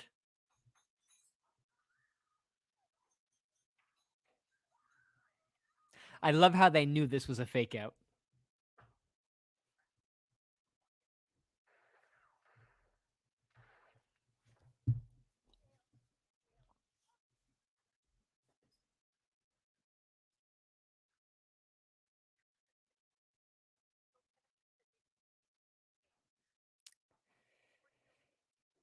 For Dewey.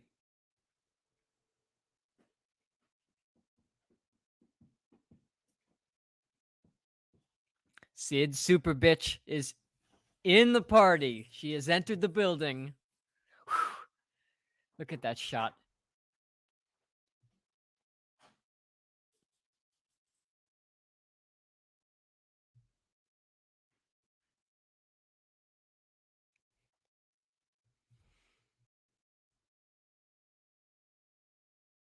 Mm. Hearing Sidney's theme again sounds so good. I have the soundtrack for the first one on vinyl. To me, that first film was one of the most beautifully composed horror films that there is.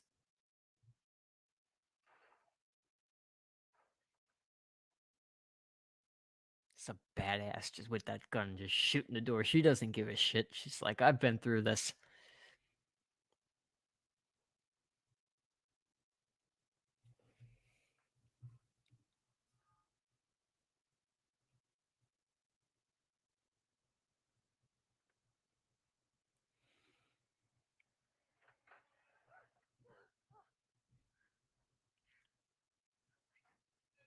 Jesus, poor Tara has been through the ringer in this movie. Oh my gosh. I agree, Steven. You know what? As much as I love Brian Tyler, I would choose Marco any day. He composed such an iconic score for those first 4 films.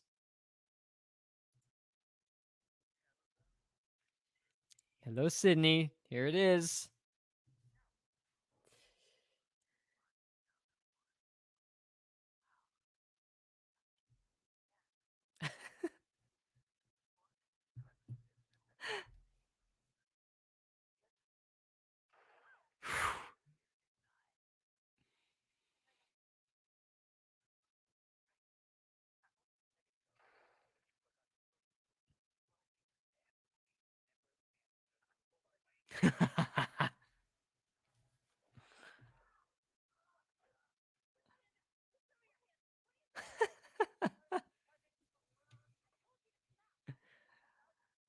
He's shooting everything. I love it.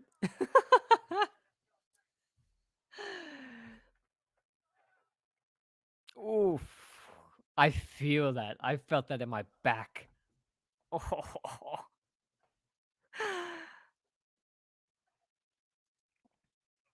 There are so many movies where characters would fall like that and they'd get up right away. I felt like this was played so realistically.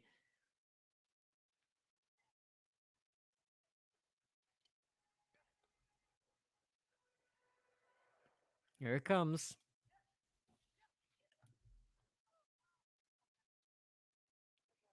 Oof.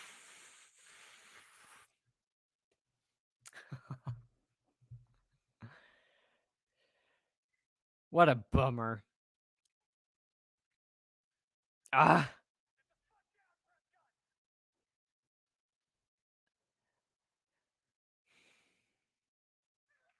Mm.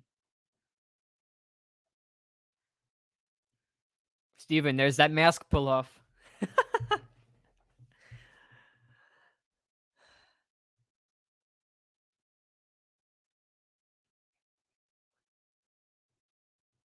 Ah, what a monster.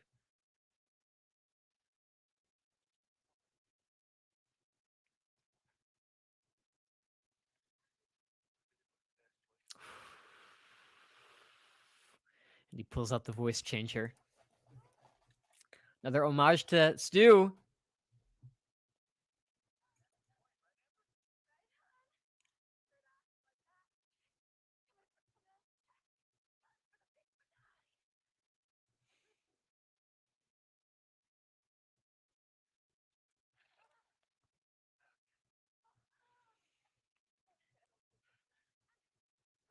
You know, when Jill was revealed in Scream 4, I felt that same done dirty feeling of just like, whoa, vicious.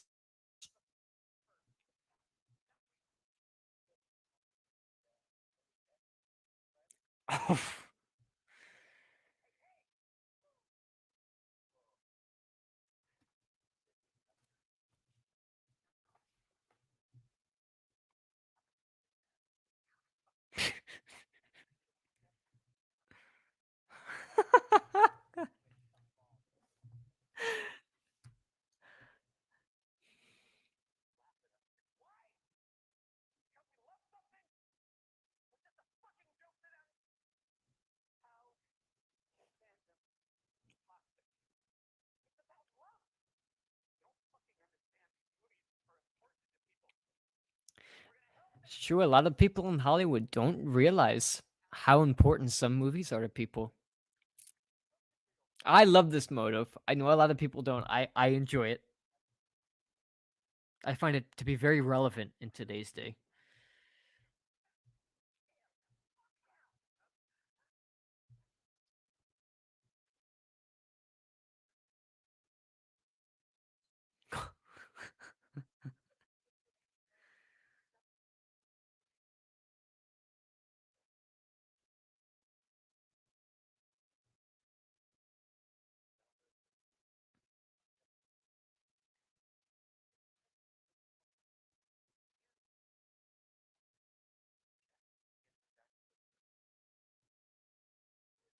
Wow.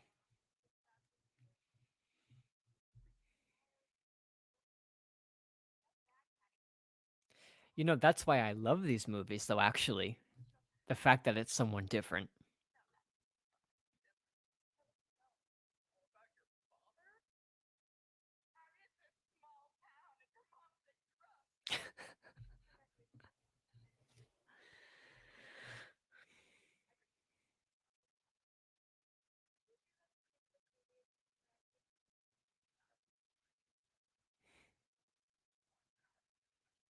Oof. He is gross.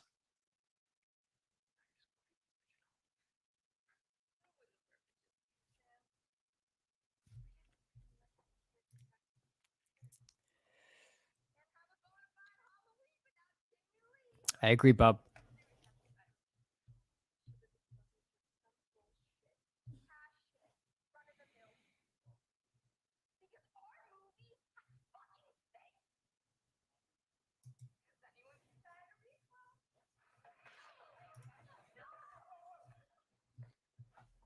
Oof.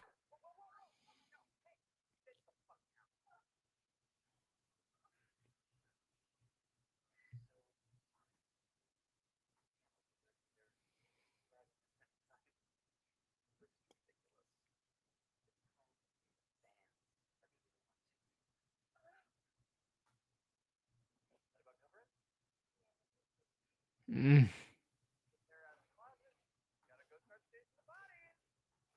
Oh my gosh.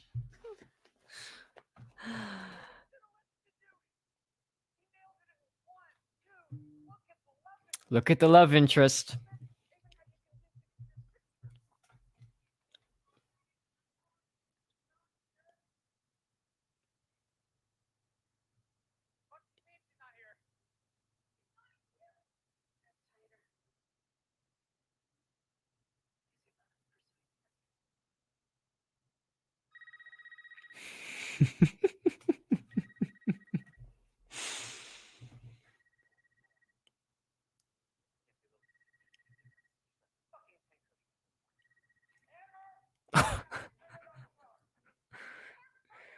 Oof.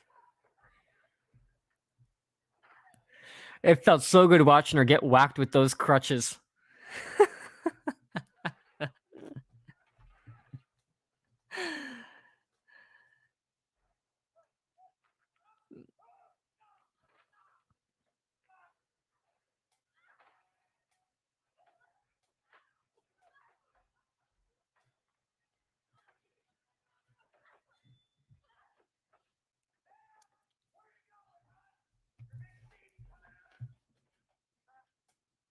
Oof.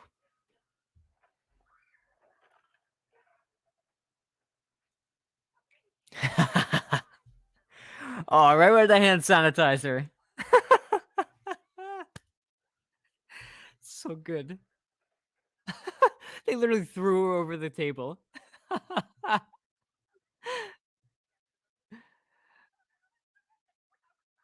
Radicalized.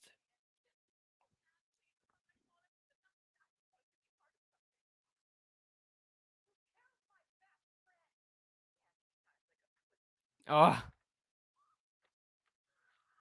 Oh. That's what happens when you insult Dewey. It's coming. You got it coming for you.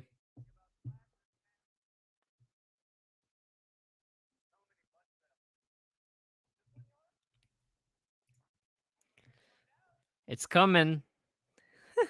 Best part of the whole movie.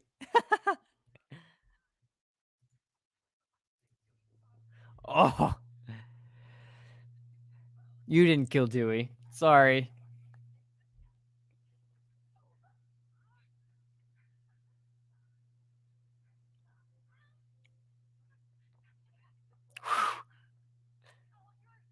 Ooh, that headbutt. I freaking love it.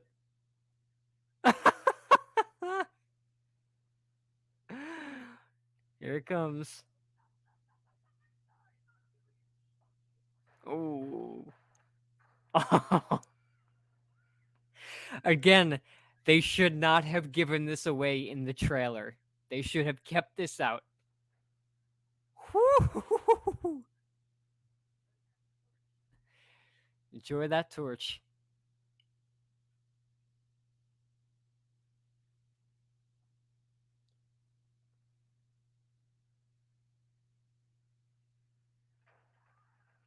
Oh.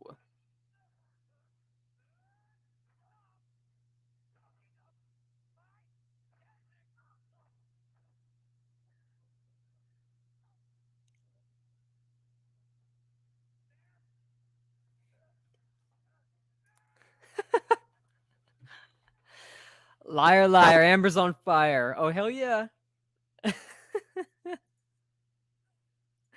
Oh, here it comes. It's the best part. Oh my gosh. I've sickly never felt more satisfied in a movie before. Oh man.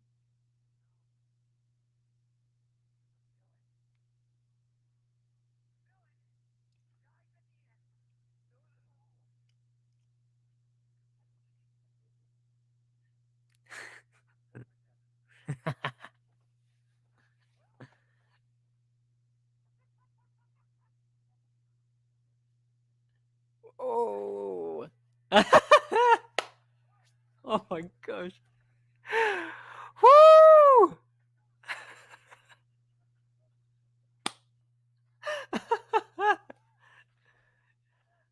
Ooh.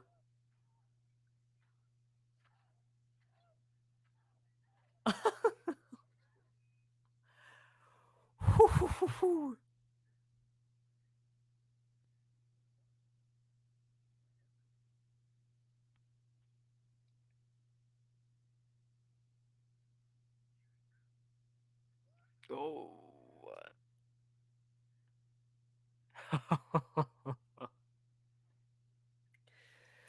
My gosh, what a sequence. And there's the blood wipe. Oh my goodness. Brilliant.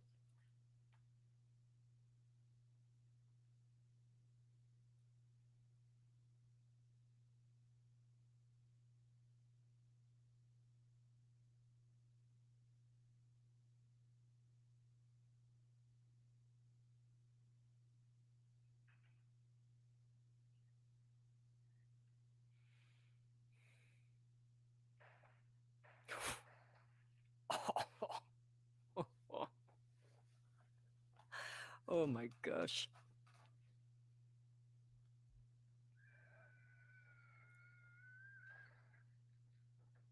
One last scare.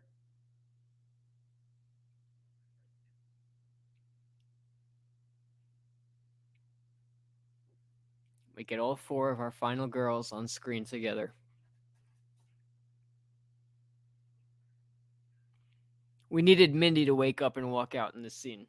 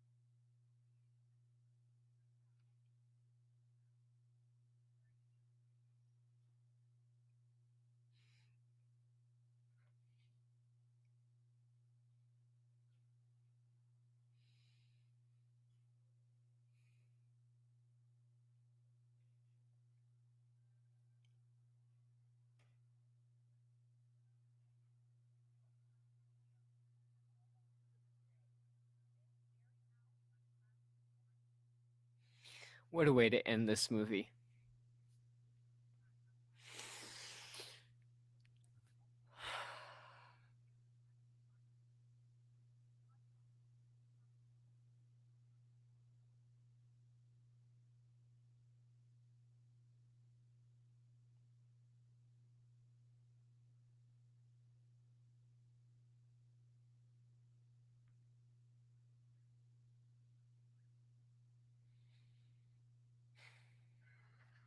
for Wes. Appeared in the kitchen, I am overpowered. Oh, yeah. It just feels so right. Is it just me, or does every Scream movie have an awesome, awesome, awesome end credit song? Yes, let's give a moment of silence for Wes Craven, for all that he's given us. Cheers.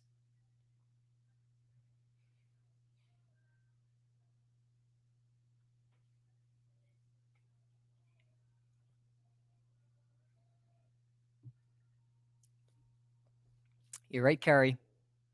Wes Craven was a bird watcher. What a beautiful, beautiful little audio tidbit in there. I do too. I'm listening to the song right now.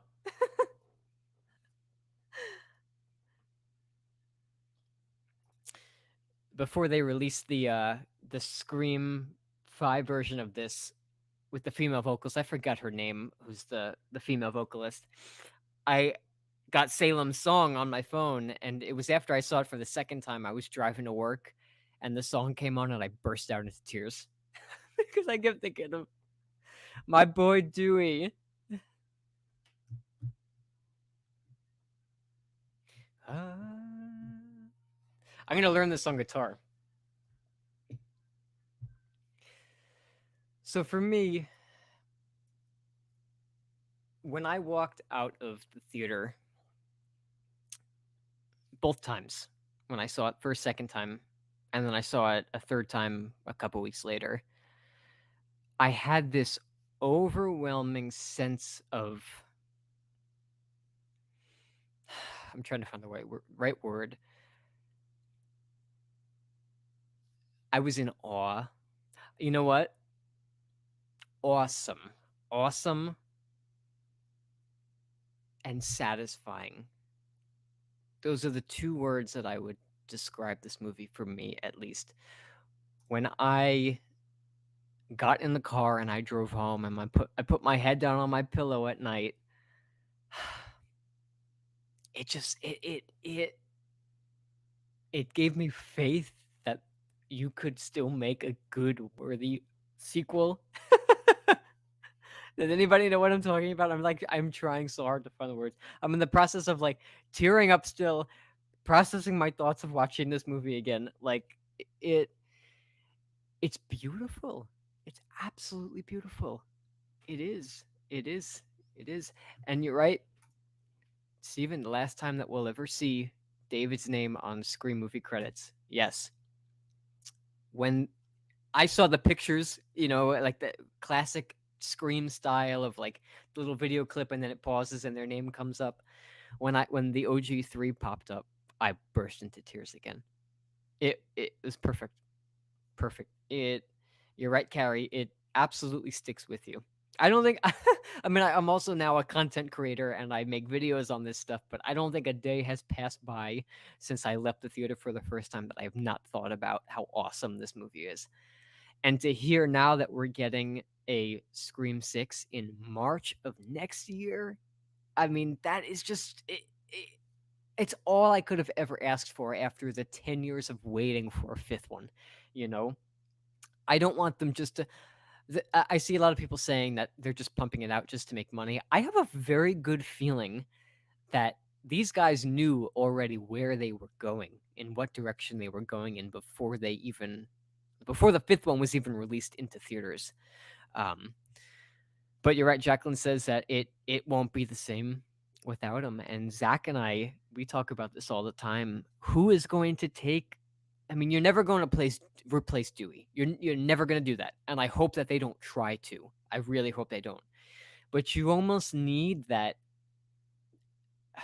I'm gonna guess Sidney is now the protective character of the movie. She is like the one that's hopefully I'm assuming she's gonna be there in 6, but um, she'll be the one to kind of guide this new generation through it. And I'm assuming that at the end of Scream 7 to cap off the trilogy, like these new characters will be ready to kind of face anything, like Sidney is now. You get what I'm saying?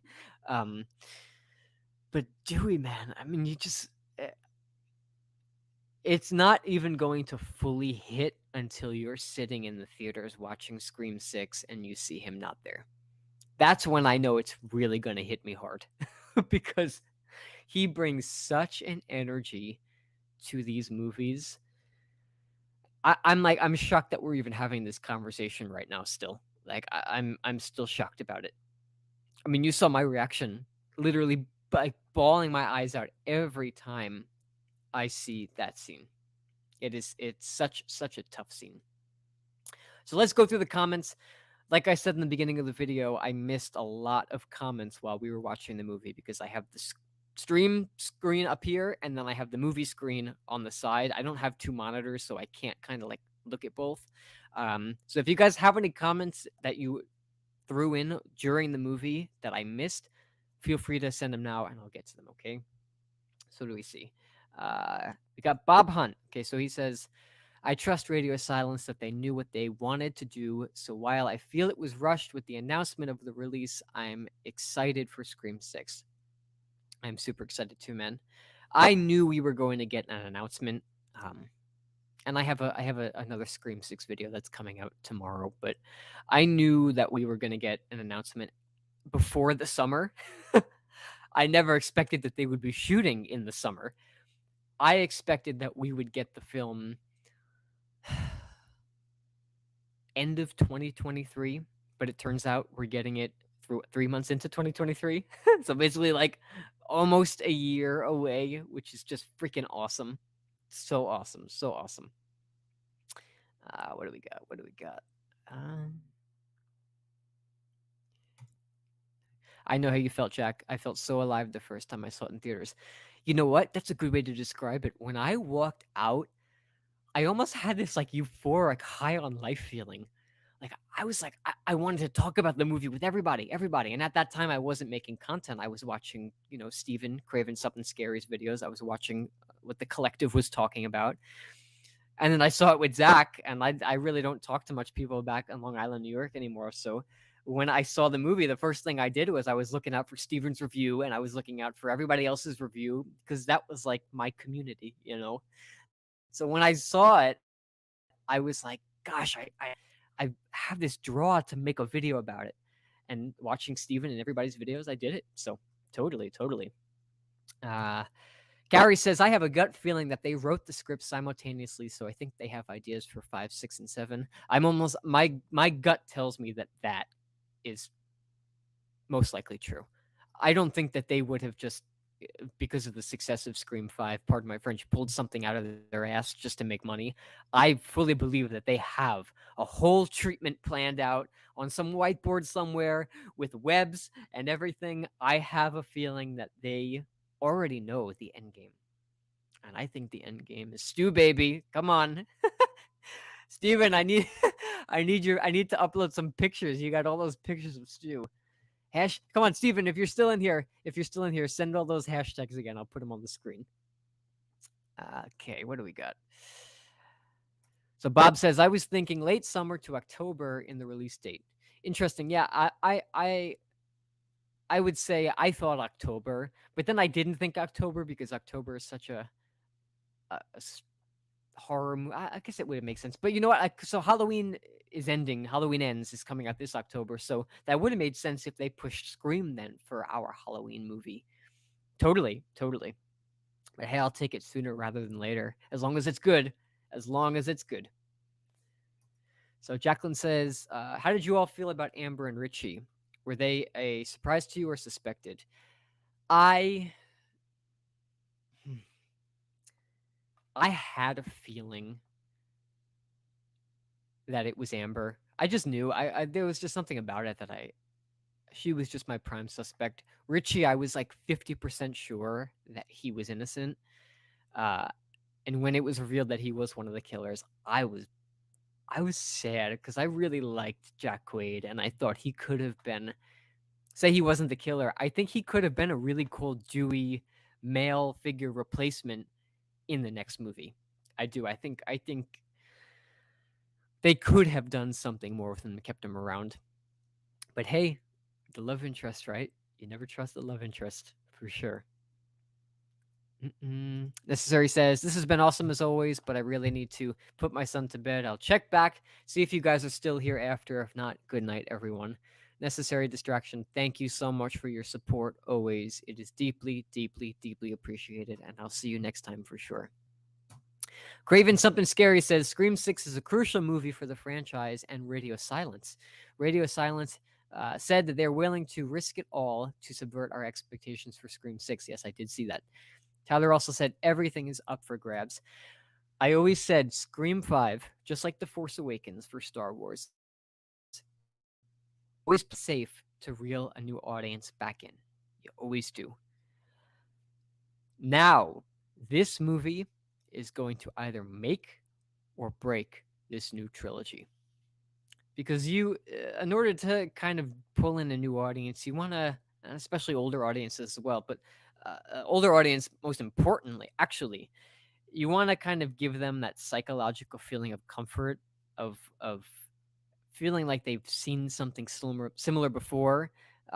It's like a psychological connection thing, but they can't do that for Scream 6 and Scream 7. They have to go in a different direction.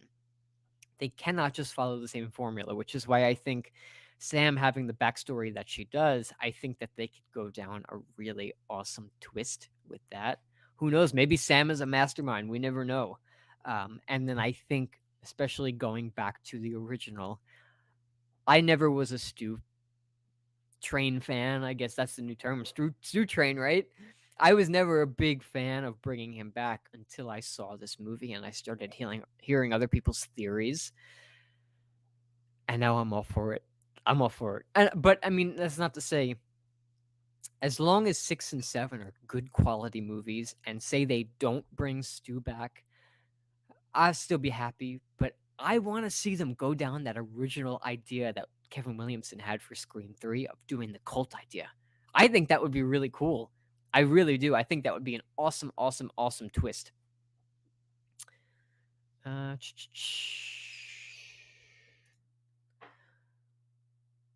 They wouldn't have given Radio Silence the green light for just one movie. That's true. That's true. Why would a studio buy a successful franchise just to make one movie? You know, they'd be nuts. They'd be crazy. That's just like Halloween 2018. If they just did Halloween 2018 and that was it, you know, we hadn't seen another Halloween movie for another 20 years or so, it wouldn't make sense. You know,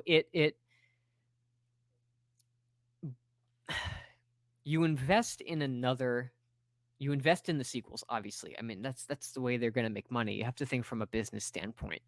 But you hire directors and writers who will do it with class and with taste, you know, that are not just going to pump it out.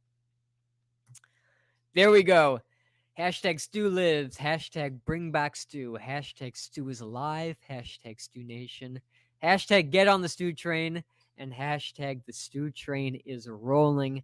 Absolutely, absolutely. And we even have a song that's brewing up that I'm writing for it. Absolutely. There we go. Thank you, Stephen. Absolutely, absolutely. Jacqueline says, I'm so glad I found all your channels because I don't know anyone in real life who loves Scream and horror movies. Yay, film nerd friends. That's what I'm talking about. I mean, it watching Steven and the collective and everybody, like it just inspired me to start doing this stuff. And like you, I've never had friends that I could sit and talk about movies with. Like a Randy. I've never had a Randy or a Mindy or a Kirby that I could just like rattle off movies and like they would. My uncle is a huge cinema lover. And every time we'd meet for family occasions, we would chat about movies for hours, hours. But that's about it. That's about it. So I am super grateful that I found this community and that, you know, Stephen brought me on the stream and that I was introduced to each and every one of you. So thank you. Thank you. Thank you. Okay. Ophelia says, how did you feel about the social commentary and the motives of Richie and Amber? I liked it. You know, especially again, I see so many people comparing Scream and Star Wars, but it like works. You never thought you could compare the two, but it works. I was so excited that they were bringing back Star Wars, and in my opinion, this is just my opinion, What they did with The Last Jedi was so disrespectful to longtime fans that when I saw their motive in this new Scream movie, Zach and I were hysterical. I mean, it encapsulated what we felt. I mean, we're not going to go track down Ryan Johnson and do some killing spree, obviously, but it was very relevant in today's day. And still, I see it. I see it on the Woodsboro Horror Fan Club on Facebook. Fans are at each other's throats all the time on there, all the time to the point where I left the group because I was just like, you missed the point of the movie. I know so many people who have commented on some of my videos and messaged me that just didn't like the movie, and that's okay. I totally respect that. So I enjoyed it. I enjoyed it. Amber and Richie equals I expected them. Was hoping Richie would have been good and kept up on. I have no words, man. I wish that they kept him around. It was a bit. I have to say, it was a bit predictable. Their reveals, when I saw Scream 4 in theaters and Jill was revealed, I gasped. I was like, "What the heck?" You felt like your whole world was crumbling down. I didn't have that in this movie. I didn't have that like gut wrenching reveal of where you felt. I mean, when Richie was revealed, he felt super betrayed, and you feel gross that he just manipulated Sam. But I never had that shocking moment of like earth shattering reveal. So I totally know what you mean. What do we got? How do you think Sid knew Sam was Billy's daughter when Dewey didn't know? She didn't tell Gale or Sid, and the dialogue in the movie and deleted scenes didn't show that he told Sid or Gale. That's a good question. I mean, the way that they got around it was when Amber said, it's a small town and your mom's a drunk. It could have just got passed around like that. I mean, I've visited some super small towns where everybody knows each other. So maybe Woodsboro is like that. Maybe everybody's kind of like tightly knit together and it leaked that way. Um, I don't know, and maybe they found out somehow along the way. I would have liked a little bit more explanation on that too, but uh, I think that it could go many different ways. It really could. When Ghostface turned on his voice changer, it gave that Darth Vader reference. Yeah, yeah. And when he did it, you even heard like that, very similar to Darth Vader. Yeah, that was awesome scene. Awesome scene with the voice changer. Absolutely. Carrie Crave Cinema says, "Risk it all." Sounds like they're taking a leap of faith and bringing our stew back. Hey, absolutely, absolutely. Where are those? Where are those hashtags? I'm for it. I'm for it. I'm on the train. I'm ordering the hors d'oeuvres. Steven is the conductor. Carrie, you're helping me with the entertainment. You made the tickets. Heck yeah. Heck yeah. Heck yeah. Absolutely. I can't wait for that moment. I really can't wait. That would be awesome. So Tegan says, I just can't see Stu as a mastermind. He never seemed that smart. I could see Billy masterminding a cult of killers if he survived the original film. Stu, at the end of that movie, and I've heard many people talk about this before, when Billy revealed his motive to Sidney, you could see it in his eyes how shocked he was. Because to him, he was just along the ride with Billy thinking that they were just doing this because they had this urge to just kill people and they were just going to do it and they were going to frame themselves to be survivors. Uh, when Billy revealed his motive to Sidney, he was shocked. And it almost looked like he felt a little bit betrayed by Billy, almost like, how could you not let me in on this? Stu was like a pawn to Billy, like totally played like a puppet. Um, so I could see. Now, here's the thing.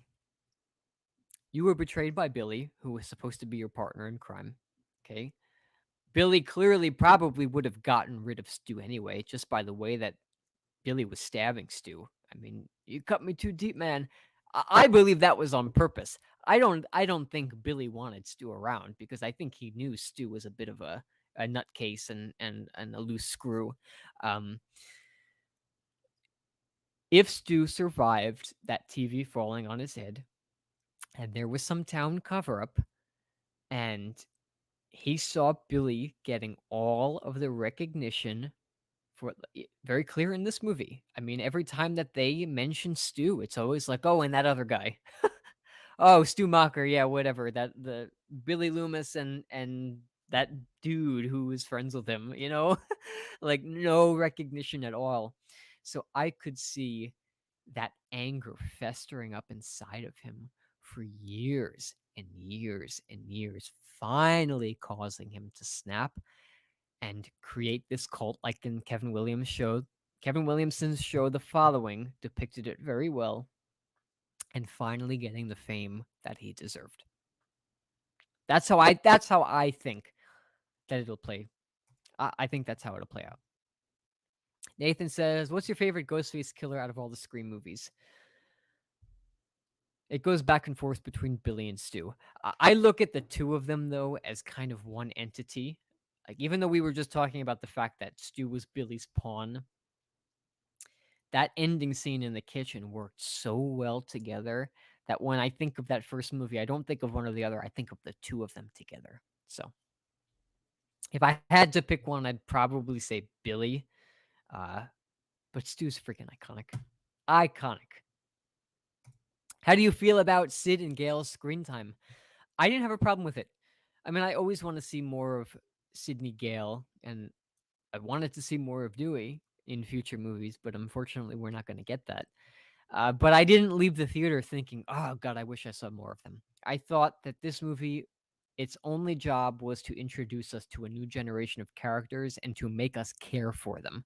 I see a lot of people don't like Sam, which I don't have a problem with her, but I do agree that she is probably the weakest out of the new characters, and she is supposed to be our final girl, so to say, until I believe it's going to be later revealed that Tara is going to be the one that survives this trilogy.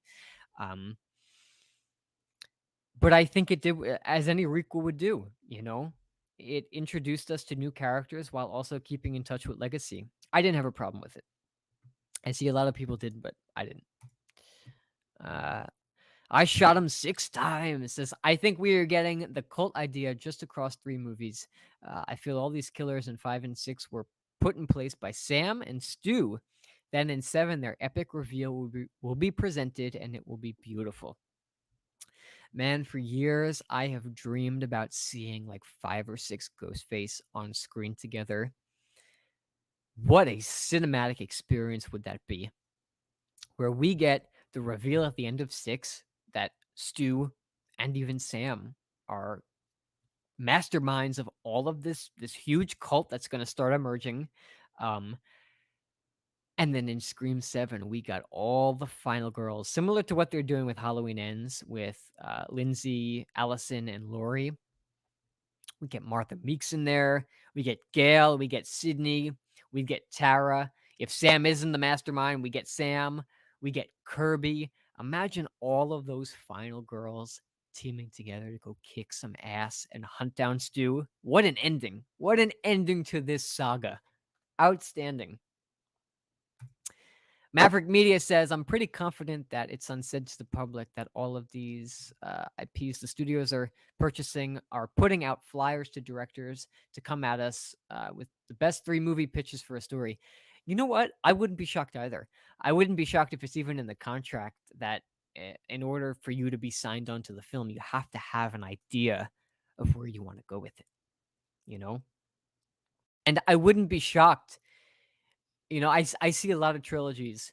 Let's talk about the original Star Wars trilogy. And that worked very well, okay? We had 3 different directors for all 3 of those movies, okay?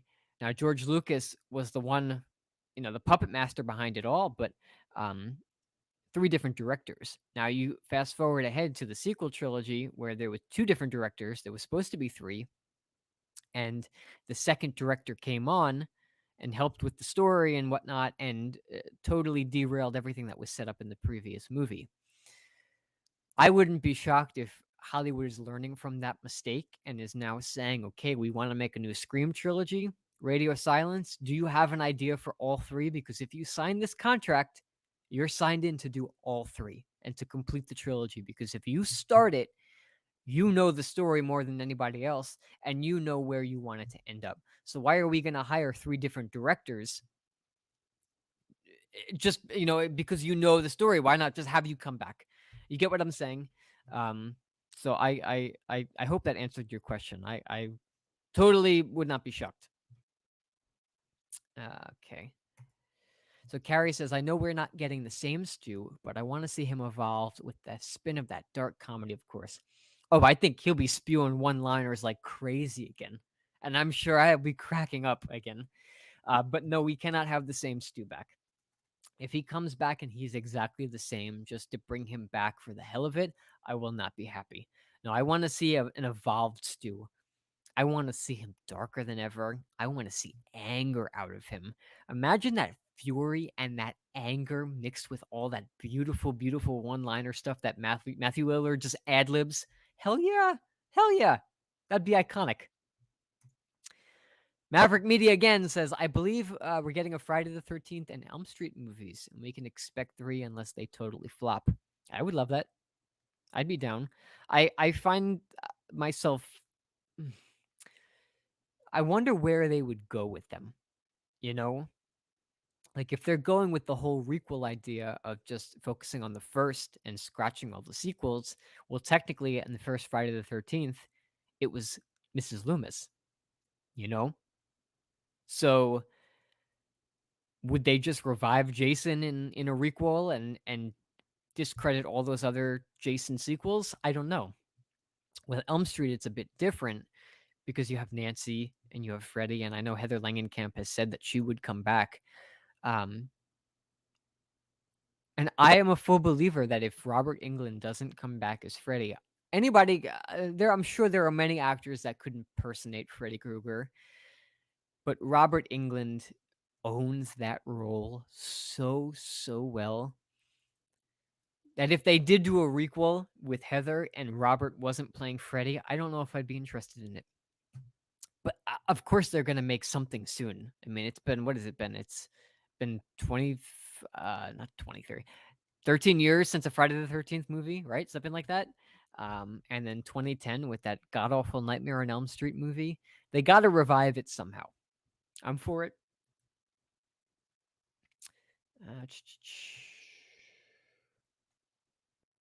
I'm totally with you, Bob. Absolutely, absolutely. You know what? This community on YouTube that has been formed, it's just such full of such good people, and to find a respectful group of people. I mean, that's the thing though, is like on the internet, so many people hide behind screens like a coward, and they come at you, knives blazing, guns blazing. And some people you question, like, would they really say that to your face? Especially talking about film.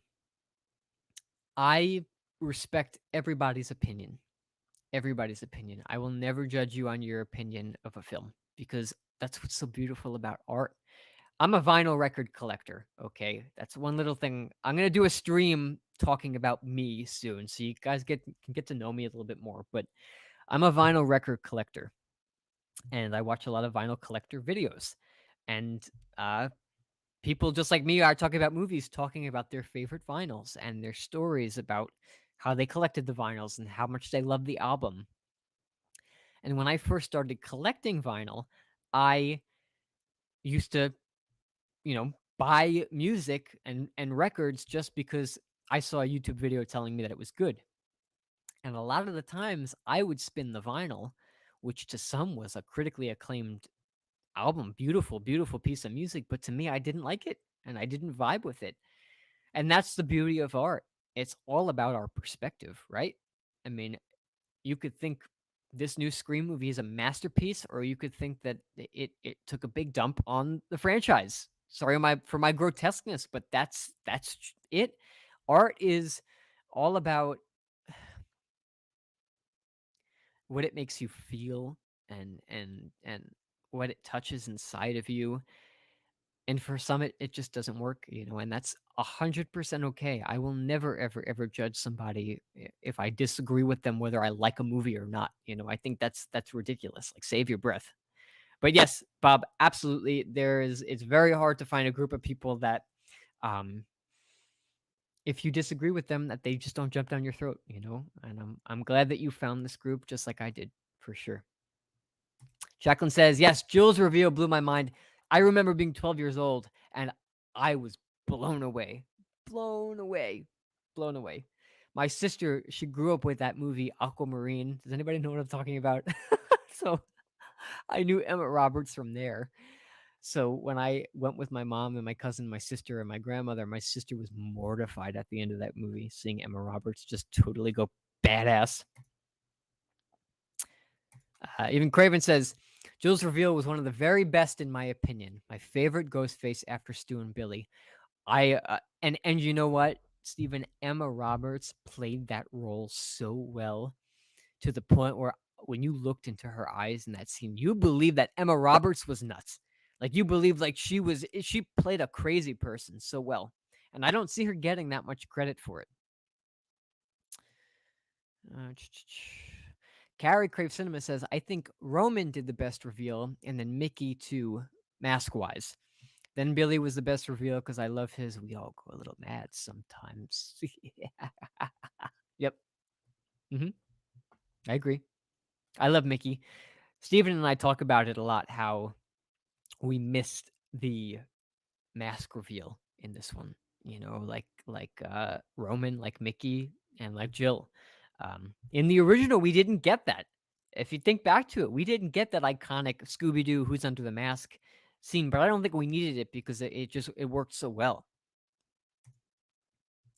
Stu lives, Amber lies. Yes, yes. Amber did not kill Dewey. Nope. I won't. I if they don't,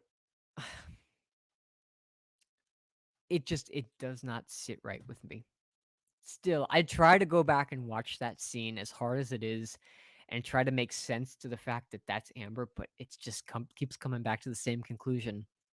And when Richie hits Ghostface in the hospital, you clearly hear that it's a man under the mask grunting. When he falls to the ground, yeah, it's Stu. Hashtag Stu lives.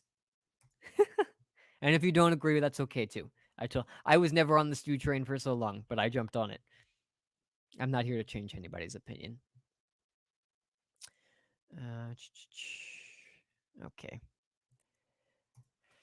Watching Sam stab Richie over and over again, and felt like she was not killing for her survival, but for the thrill. Absolutely. Absolutely. Maybe she felt the thrill her father had, and now she will become the next killer in Scream 6. I have a feeling that that's where they're going with it. Either that, or her whole story is an inspirational story of like, your past doesn't make you who you are, or something like that. But my God, that scene where she is going to town on him, I have never seen a more satisfying Ghostface death in this series than that. That's number one for me out of the most satisfying, like you deserve it type of like what is it, an eye for an eye? There you go. That's the saying. That's the best scene that encapsulates it. Woo-hoo-hoo-hoo! When she goes at it, and then I remember somebody like I guess filmed the scene in the cinema, just that one quick scene, and I remember watching it on YouTube and counting it over and over again, seeing how many times she stabbed him.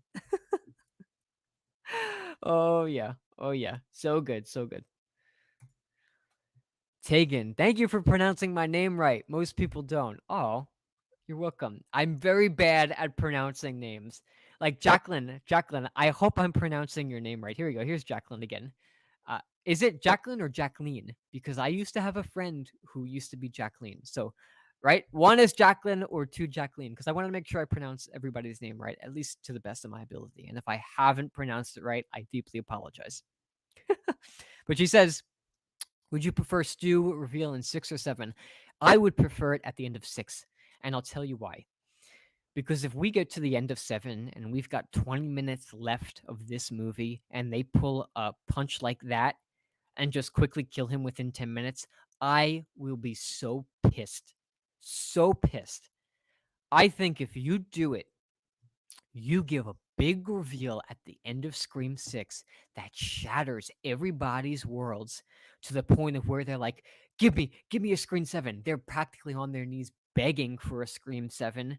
And then when Scream 7 comes down, there is this big manhunt with all of the surviving characters, some of them getting killed one by one, to the big reveal at the end, revealing the cult, revealing Stu as the mastermind. I wouldn't even let Sam not be revealed. If we're gonna go with her being a mastermind, let her not be revealed in 6. If you want to pull a big twist at the end of 7, then have Sam revealed, basically. But if you're gonna do Stu, let him have all of Scream 7, and let's end this trilogy off and the whole series as a whole with a freaking banger. So I choose 6. Who was your favorite character in Scream 5? Says Nathan. Mindy. Mindy. Mindy. And that's excluding the OGs, right? Mindy. She's my favorite new character. But I go back and forth. I think her and Tara are pretty neck and neck. I love Jenna Ortega. Carrie says, Tara was mine hands down. She was awesome. Absolutely awesome. Absolutely awesome. Oh, Tori, I'm sorry if I missed you if you headed out, but she says, thank you, Jack, for the awesome stream. Hashtag 4Wes. I'm going to watch it again. Hashtag rip Dewey Riley. Absolutely. Thank you so much, Tori. Thank you so much for your support always.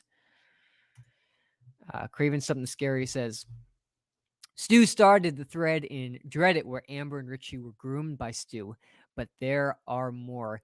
That's what I'm saying, man. That's what I'm saying.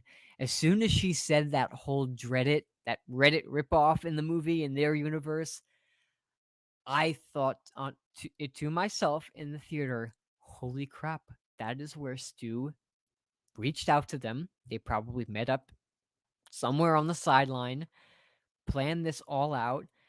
And I don't think it was just Amber and Richie. No, there's more people that are involved in this than we even know. I mean, think about it. Think about we get to the end of even Scream 7, and there are killers that pull off the mask that we don't even know. Like, there's the people that we do know that are turn out to be killers. But there are just these random pedestrians that we've never met before that pull off the mask, and you're like, who the fuck are you? You know, where the hell have you been? And it's just people from the cult that go nuts, you know, like a Wicker Man type thing where it's like sick. I mean, I'm not saying that this is going to be a cult that's worldwide, but at most, like maybe 10, 12 people, I think that'd be pretty sick. I do. I shot him 6 times says, do you think we'll see Hank Loomis make his glorious return in 6? I'd be curious. I'd be down for it. Why not? I'm down for any cameo. I mean, they brought Martha back. I want the cameraman from Scream 2, Joel. I was like, I'm blanking on his name. I want Joel to come back. Let's bring back Hank Loomis. Let's do it. Let's do it all. Let's bring back Kirby. Come on. Why not? What do we have to lose? What do we have to lose? Let's make the Scream series a series where every sequel you watch, whether you like 3 or not, excluding 3 if you don't like it, but every sequel after that is somewhat enjoyable. I mean, after I get to past Nightmare on Elm Street 3 and I go into 4 and 5, I lose my interest. I couldn't even care. They're popcorn flicks at that point. But let's make it badass. Let's make it badass. You know, when I took my television writing class and I learned how to write a television series, and in specifics, there was a whole chapter of the book where we learned about writing series finales. Which, if anybody knows me, you know that my favorite series finale of any television show is 6 Feet Under. It was an HBO show, which was brilliant. Encapsulated the entire series into one final montage at the end of that episode that left me absolutely speechless. If you have not seen that show, go and check it out because it is a life changer. I'm not saying it's a very happy show, it's a very dark show, but it is beautiful. But there's a point to this. When you end a series, whether it is with film or whether it is with television, in order to make a successful series finale, you not only have to wrap up the story, but you also have to call back to many themes and many characters and many storylines from the entire run of the show, bringing it back to a beautiful, nostalgic, satisfying, successful finale. Now, sometimes you do that and it doesn't work, okay? I don't know if anybody has seen the new Dexter season, but to me, those first 4 seasons of Dexter were outstanding, but twice in my mind, they destroyed the ending of this show, which I am still baffled about. Still baffled about. And the new season of Dexter ended a week before Scream came out. And I was like, oh my gosh, please don't let Scream be this bad. Please don't let Scream be this bad because I will literally walk crying out of the theater. Well, I did walk out of the theater crying, but it was in a good way. But what I'm saying is bring all these little characters back. Yes, this is for a new audience as well too, but I mean, the old fans are still alive and kicking, so why not bring back all this nostalgia but in a tasteful way, not just to do it. Bring it back to bring full introspection and retrospection into a final movie that encapsulates everything we love from these movies to one final big conclusion. So bring back Hank Loomis. That's how that. I was like, how did this conversation start? That's why. Do we think we'll see Hank Loomis in his glorious return in 6? Sure. Why not? I'm down for it.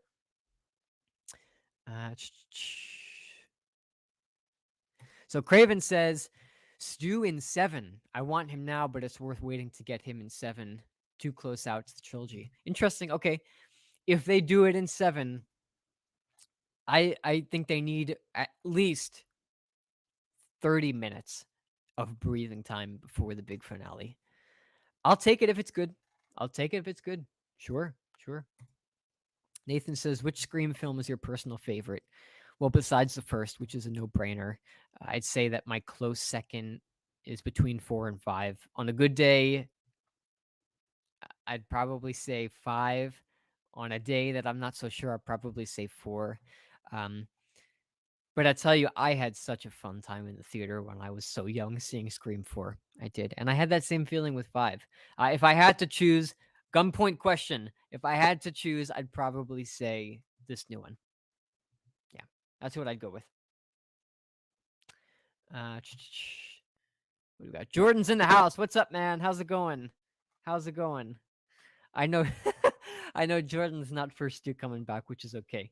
He says, I don't think his brain would be functional enough. Hey, that's a good argument. I mean, who knows? Maybe he's got severe brain damage. Maybe that made him even more sick. Who knows? But I respect everybody's opinion. Absolutely. Jacqueline says, I don't want to wait, but an ultimate reveal at the end of the trilogy would be epic. But honestly, I'm down for either. I am too. Jordan says, even though I'm against them bringing him back, the Stu fanboys still wouldn't mind seeing him. So you wouldn't mind seeing him, Jordan? Who would complain about seeing Matthew Lillard on the big screen again? I mean, he's so good. He's such an underrated actor. So good. So good. So good. Steven says, nah, he's fine. His hands were up to brace the impact. He's all good now. Totally. Stu feels forgotten like Freddy felt forgotten in Freddy vs. Jason. Yes. And that's the perfect time for his motive. The perfect time for his motive. Absolutely. All right, I'm going to go another 10 minutes, all right? And then we'll dip out. Sweet. Okay. Ophelia says, when Mindy was talking about going back to the original, I would have never guessed that it would happen in Stu's house. I saw the green and white door frame, stairs on the left side of the house, and screamed. Yeah.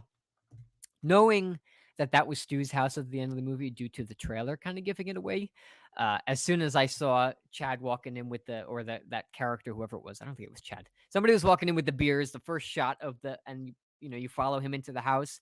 I looked over at the staircase and, because of the trailer, it spoiled it for me. But what a shocking reveal it would have been if we didn't know. Could you imagine that? I'm like 15 minutes behind on the comments. I'm so sorry. I'm like rambling. I'm like totally rambling. Ethan Doyle says they tried doing a requel with Texas Chainsaw Massacre on Netflix. Now, if you have watched my review for the Texas Chainsaw Massacre, if you haven't, you could check it out. But um, I did not like that movie, and I'm sorry if I'm gonna get a lot of hate in the comments right now, but I did not like that movie. Um,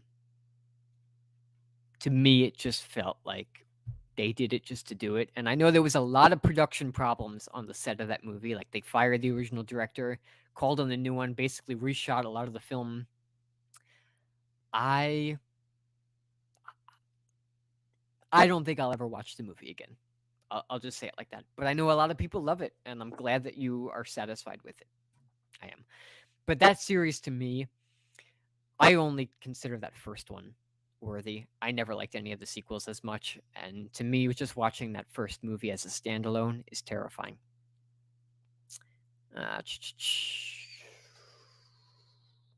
what do we got? What do we got? What do we got? Give it to me. Okay. Maverick says, well, I've got to hit the hay. Another early day of work ahead for me. It was a pleasure, Jack, and everyone here. I truly appreciate all of you more than you know. And Jack, Matthew Lillard as Freddy. Woo! That would be interesting. I'd be down just to watch it. I'm not saying it would work, but I'd be down to check it out. Thank you so much, Maverick, for all your support. Okay, I'll see you next time. You have a good night and a great rest of your day at work. Okay. Uh, Toy Freddy 200 says, I saw the movie in theaters and I thought it was good. I'm glad you got to see it in theaters. I know a lot of people who waited until it came out on Paramount Plus and digital. Uh, it was so worth it seeing in theaters. It really was. So I'm glad you got to see it. Taken says, I'm going to hit the hay. See you guys later. It was fun watching alongside y'all. Have a good night. Thank you for your support. God bless. I'll see you soon, all right? Jacqueline says, I used to love Aquamarine. JoJo, Emma Roberts, and Sarah Paxton. Yeah, my sister used to watch that movie on replay while I was sitting there picking apart movies like Titanic and like Shawshank Redemption and all those super hardcore classic movies. She was watching Aquamarine, and every time I eat gummy worms now, I think of Aquamarine and Emma Roberts, of course. Oh man. Maverick Media. Have a good night, man. Again, have a good night. Ethan Doyle says, I don't have anything against the Stew Train, but if he's alive, then why doesn't Woodsboro notice it? And how do Sidney and Gale not notice it? Well, here is the only way that I will accept it. Unless there's another way that I haven't thought of that it could work. Woodsboro at the time had a lot of, I don't want to say dirty cops, but with a house like that Stu was living in, I would not be shocked if his family was rich. I wouldn't be shocked if they were in local politics. I wouldn't be shocked if they paid off the police department to somehow cover this up. That is the only way that I will fully accept his return. And they could easily pull it off. They could. And that would explain why Sidney and Gale didn't notice it. Because the police were paid off. The news wouldn't hear anything because the police wouldn't say anything. And Stu has been in hiding. Or in some mental hospital. Wherever. That's how I think that they could pull it off. Carrie Crow Cinema says, I changed my profile pic so you can kind of see your Dewey shirt. That's awesome, Carrie. You got to send me a picture of that Dewey shirt. Hell yeah. Hell yeah. I need a Dewey shirt. I need a Dewey shirt. I'm going to go on Amazon. I'm going to order one right now after this stream. I've seen you, Jordan. I've seen you now. But you sent this at 9:42. It's 9:54 right now. I'm still 15 minutes behind on the chat, guys. I'm so sorry. I'm so sorry. Okay, so Jacqueline, I did pronounce your name right. I did. Okay, but you spell it Jackie. Awesome. Okay, so Jacqueline, good. At the Halloween stream, I was like, oh my gosh, I hope I'm pronouncing her name right. Because I did. I had a friend, Jacqueline. Rest in peace, Dewey. Alrighty. Steven, if you're still in, man, thank you so much for coming in. He says, great stream tonight, man. I'm heading off to video edit land for my channel content tomorrow. Have a great rest of your night. Talk to you soon. Steven, thank you for your support. Thank you for bringing me on your streams always. And I'll chat with you soon, okay? I can't wait to see the new video.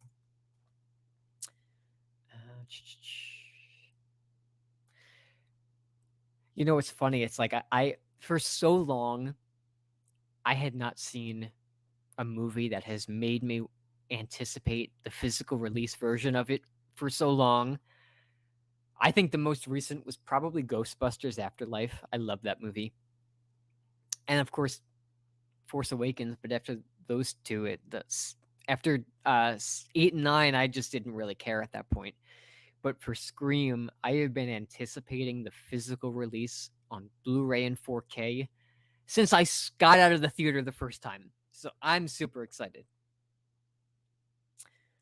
Ethan says they should have Act 3 in the 7th film be at the Becker house to make the franchise into full circle. I saw you commented this earlier. I'm sorry I missed it, but yeah, that would be pretty cool. Wouldn't that? Bringing it back to where the first film started and opened up. Yeah. Oh, yeah. Oh, yeah. Jordan says, not a fan of Texas Chainsaw Massacre, but it was entertaining. It was entertaining. I'm not going to say it wasn't entertaining, but as a film, didn't do it for me. Didn't do it for me. That's okay, though. I wasn't really expecting much anyway, so. Ophelia says, thank you for your live. You have a new subscriber, Jack. Good night. Good vibes. Thank you so, so much. Welcome to my family. Absolutely. Welcome to this beautiful community. I appreciate your subscription. You have a great rest of your night, and I'll see you soon, okay? Take care. I shot him 6 times with a $5 super chat. Thank you so much. I hope that comes back to you in tenfold. It really helps out the channel. I'm going to invest in a whole new setup here. this webcam is not doing it for me anymore. I need to invest in some lighting. So thank you so much. I'm going to put $5 towards that. So he says, I was on screamfandom.com, which is the wiki for Scream, etc. It says Neil Prescott has 3 grandkids now. How would you feel if Sid is revealed as Sam's mom? Interesting. People talking about how Stu would come back and how come people wouldn't talk about it, and say it, this and that. I would feel the same way. Would I be shocked if they pulled a twist like that? Probably not. But I would much rather keep Sam as like her own final girl, and even if Sam lives through 7 and 10 years down the line they do another reboot and Sam and Tara are the 2 final girls again, I like her connection to Billy Loomis, and I'm curious to meet her mother, which I'm assuming we're going to get to see her in either 6 or 7. Jordan said, what are your thoughts on Halloween Kills? I enjoyed it. I had fun with it. I was disappointed, though, when the credits rolled. I know a lot of people talk about how abruptly it ended, which it did end very abruptly, almost to the point where it just seemed like poor editing in my mind. I did not like that whole ending sequence of him taking out the mob. I don't know, it just felt like a slasher fest, and that... One thing you learn about me as I continue to make these videos and do these streams and talk about my own taste is I am more for the story than the kills. I have never, ever watched a horror movie just to see grotesqueness and people getting slashed up, which I know a lot of people like, and hey, if that's your taste, that's your taste. But for me, a story is your strongest point. Wes Craven even said, you could have a gory movie that doesn't make it a good movie. And I'm not saying Halloween Kills is not a good movie. It's enjoyable. It just felt like it just felt chaotic. It felt very chaotic. That's not to say I wouldn't watch it again. I liked it. But the way I feel about Halloween Kills kind of brought my expectation down for Halloween Ends a little bit. which worries me a little bit. But I know a lot of people loved it, and I know a lot of people are super pumped with Halloween Ends, and I'm so happy that you guys are excited for it. So totally. But Halloween Kills, it was good for what it was. I think it needed to be fleshed out more. I think it needed a stronger story. But I'm hoping that Halloween Ends makes up for me, at least for that. So, uh, so Carrie says, I bought the Dewey shirt right after watching Scream 2022. I don't know why I didn't do that. I bought a Ghostface shirt after I saw Scream 2022. Why the hell didn't I buy a Dewey shirt? I'm going to go on right now. I'm going to buy it. We'll be twinning, Carrie. We'll be twinning. That's awesome. Wayne says, Jack, have you seen Dreamcatcher? It's a sci fi horror, underrated with an amazing cast Damian Lewis, Jason Lee, Tim Lee Oliphant, Morgan Freeman. I have not seen Dreamcatcher. No, it's been on my list for a while. I've seen a couple people mention it recently to me. Maybe I'll do a live stream reaction to it. Who knows? If you want that, you let me know. But no, I have not seen it. But that's an awesome, awesome cast. I'm sure it's great. Sure, it's great. Nathan says, "Did you like Roman as the killer in the third Scream film?" I did. I liked it. I liked it for what it was. Uh, I believe there was a second killer, and Stephen and I talk about it. The fact that Angelina was the second killer, but having Roman, I think it was a good way to cap a trilogy. I do. I think it was a good way to do it. Going back to the original, things becoming known that weren't known in the past. I think it was cool. I do. I think it was cool. Uh, Carrie says, but they said Neil Prescott passed away. You're right. You're right. They did. Neil Prescott did pass away. Yes. Neil Prescott passed away. I was wondering, I was wondering if he was going to make a cameo in 4 when I saw 4. Um, but yes, he passed away. Poor Sid. But Sid's got Mark now, and she's got her beautiful kids. Wayne says, I hope the live stream went well. Blu-ray here on the 30th of March. Absolutely. I had a blast, guys. I had a blast watching this movie. I hope you guys had as much fun as I did. But Wayne, thank you so much for always stopping in. Jordan says, I was disappointed with Kills, but I love it now. That's awesome. Maybe I need to give it another rewatch. I think I need to watch it again. My favorite scene in that movie was where Lindsay was getting chased by Michael and she was hiding by the swamp. Oh my gosh, my heart was beating out of my chest in that scene. Especially because they had just killed off Nurse Marion, and it was like they have no remorse in this movie. I was like, oh my gosh, please don't kill Lindsay. And luckily she's coming back for Ends, but that was my favorite scene in that movie. Awesome, awesome. Carrie says, I wanted more Anthony Michael Hall, but I am biased because I love Anthony. The hospital scenes were drawn out too long. Too long. Too long. It took away from a lot of the time that we could have gotten building towards Laurie's character and the rest of the characters in the movie. And I loved Anthony Michael Hall. I was so mad when they killed Tommy Doyle. When I watched Halloween with Eric from Bearded Entertainment a couple of days ago on the last stream, I was like, how could they do that to poor Tommy? He was such a good character in Kills, and the fact that they killed him, I don't know, it didn't sit well with me, for sure.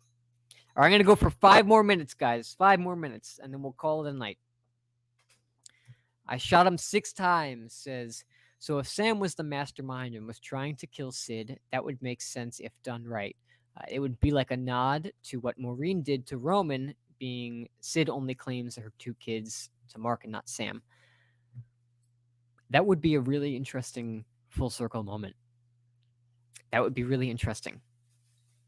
That would be a cool way that they could pull this off. That would be, if they did that, I would be somewhat satisfied, because it kind of brings Sid's character full circle, and it brings the whole story, because think about it. That's how all this started, right? That's how all this started, with Roman being pissed at what Maureen did and recruiting Billy and Stu. So that would be a really cool way to bring it full circle. Thank you for that comment. That's awesome. That is awesome. Nathan says, which Ghostface was the scariest? Again, excluding the first one because that's royalty, I'd probably say this new one. Brutal. Absolutely brutal in this one. I would say this is a close second. I never felt scared watching 2, 3, and 4. I never felt that, but in this one I did again, and it reminded me of the original. But I'll always go with the original because that one scared the wits out of me when I was younger. Carrie says, my favorite scene is Tommy in the bar scene talking about Michael Myers and how he haunted the town. That was great, wasn't it? Wasn't it to see him, Lindsay, and Nurse Marion there? Awesome. And he delivered that monologue awesomely. Is that even a word? Awesomely? He did it. Awesomely, he did it. Yeah, I know what you mean, Carrie, for sure. For sure. Horror Tori says, I think I'm going to watch Scream 2022 again and then some Nightmare on Elm Street. Do it. Go for it. Go for it. I've seen it 5 times since it's come out, and my mom is coming to visit me, and she wants to watch it with me again this week, so that'd be number 6. Ethan brings up the flashback sequence. Yes. I talked about this on the last stream. That first 20 minutes of kills, when they went back to 1978, wow. What a brilliant sequence that was.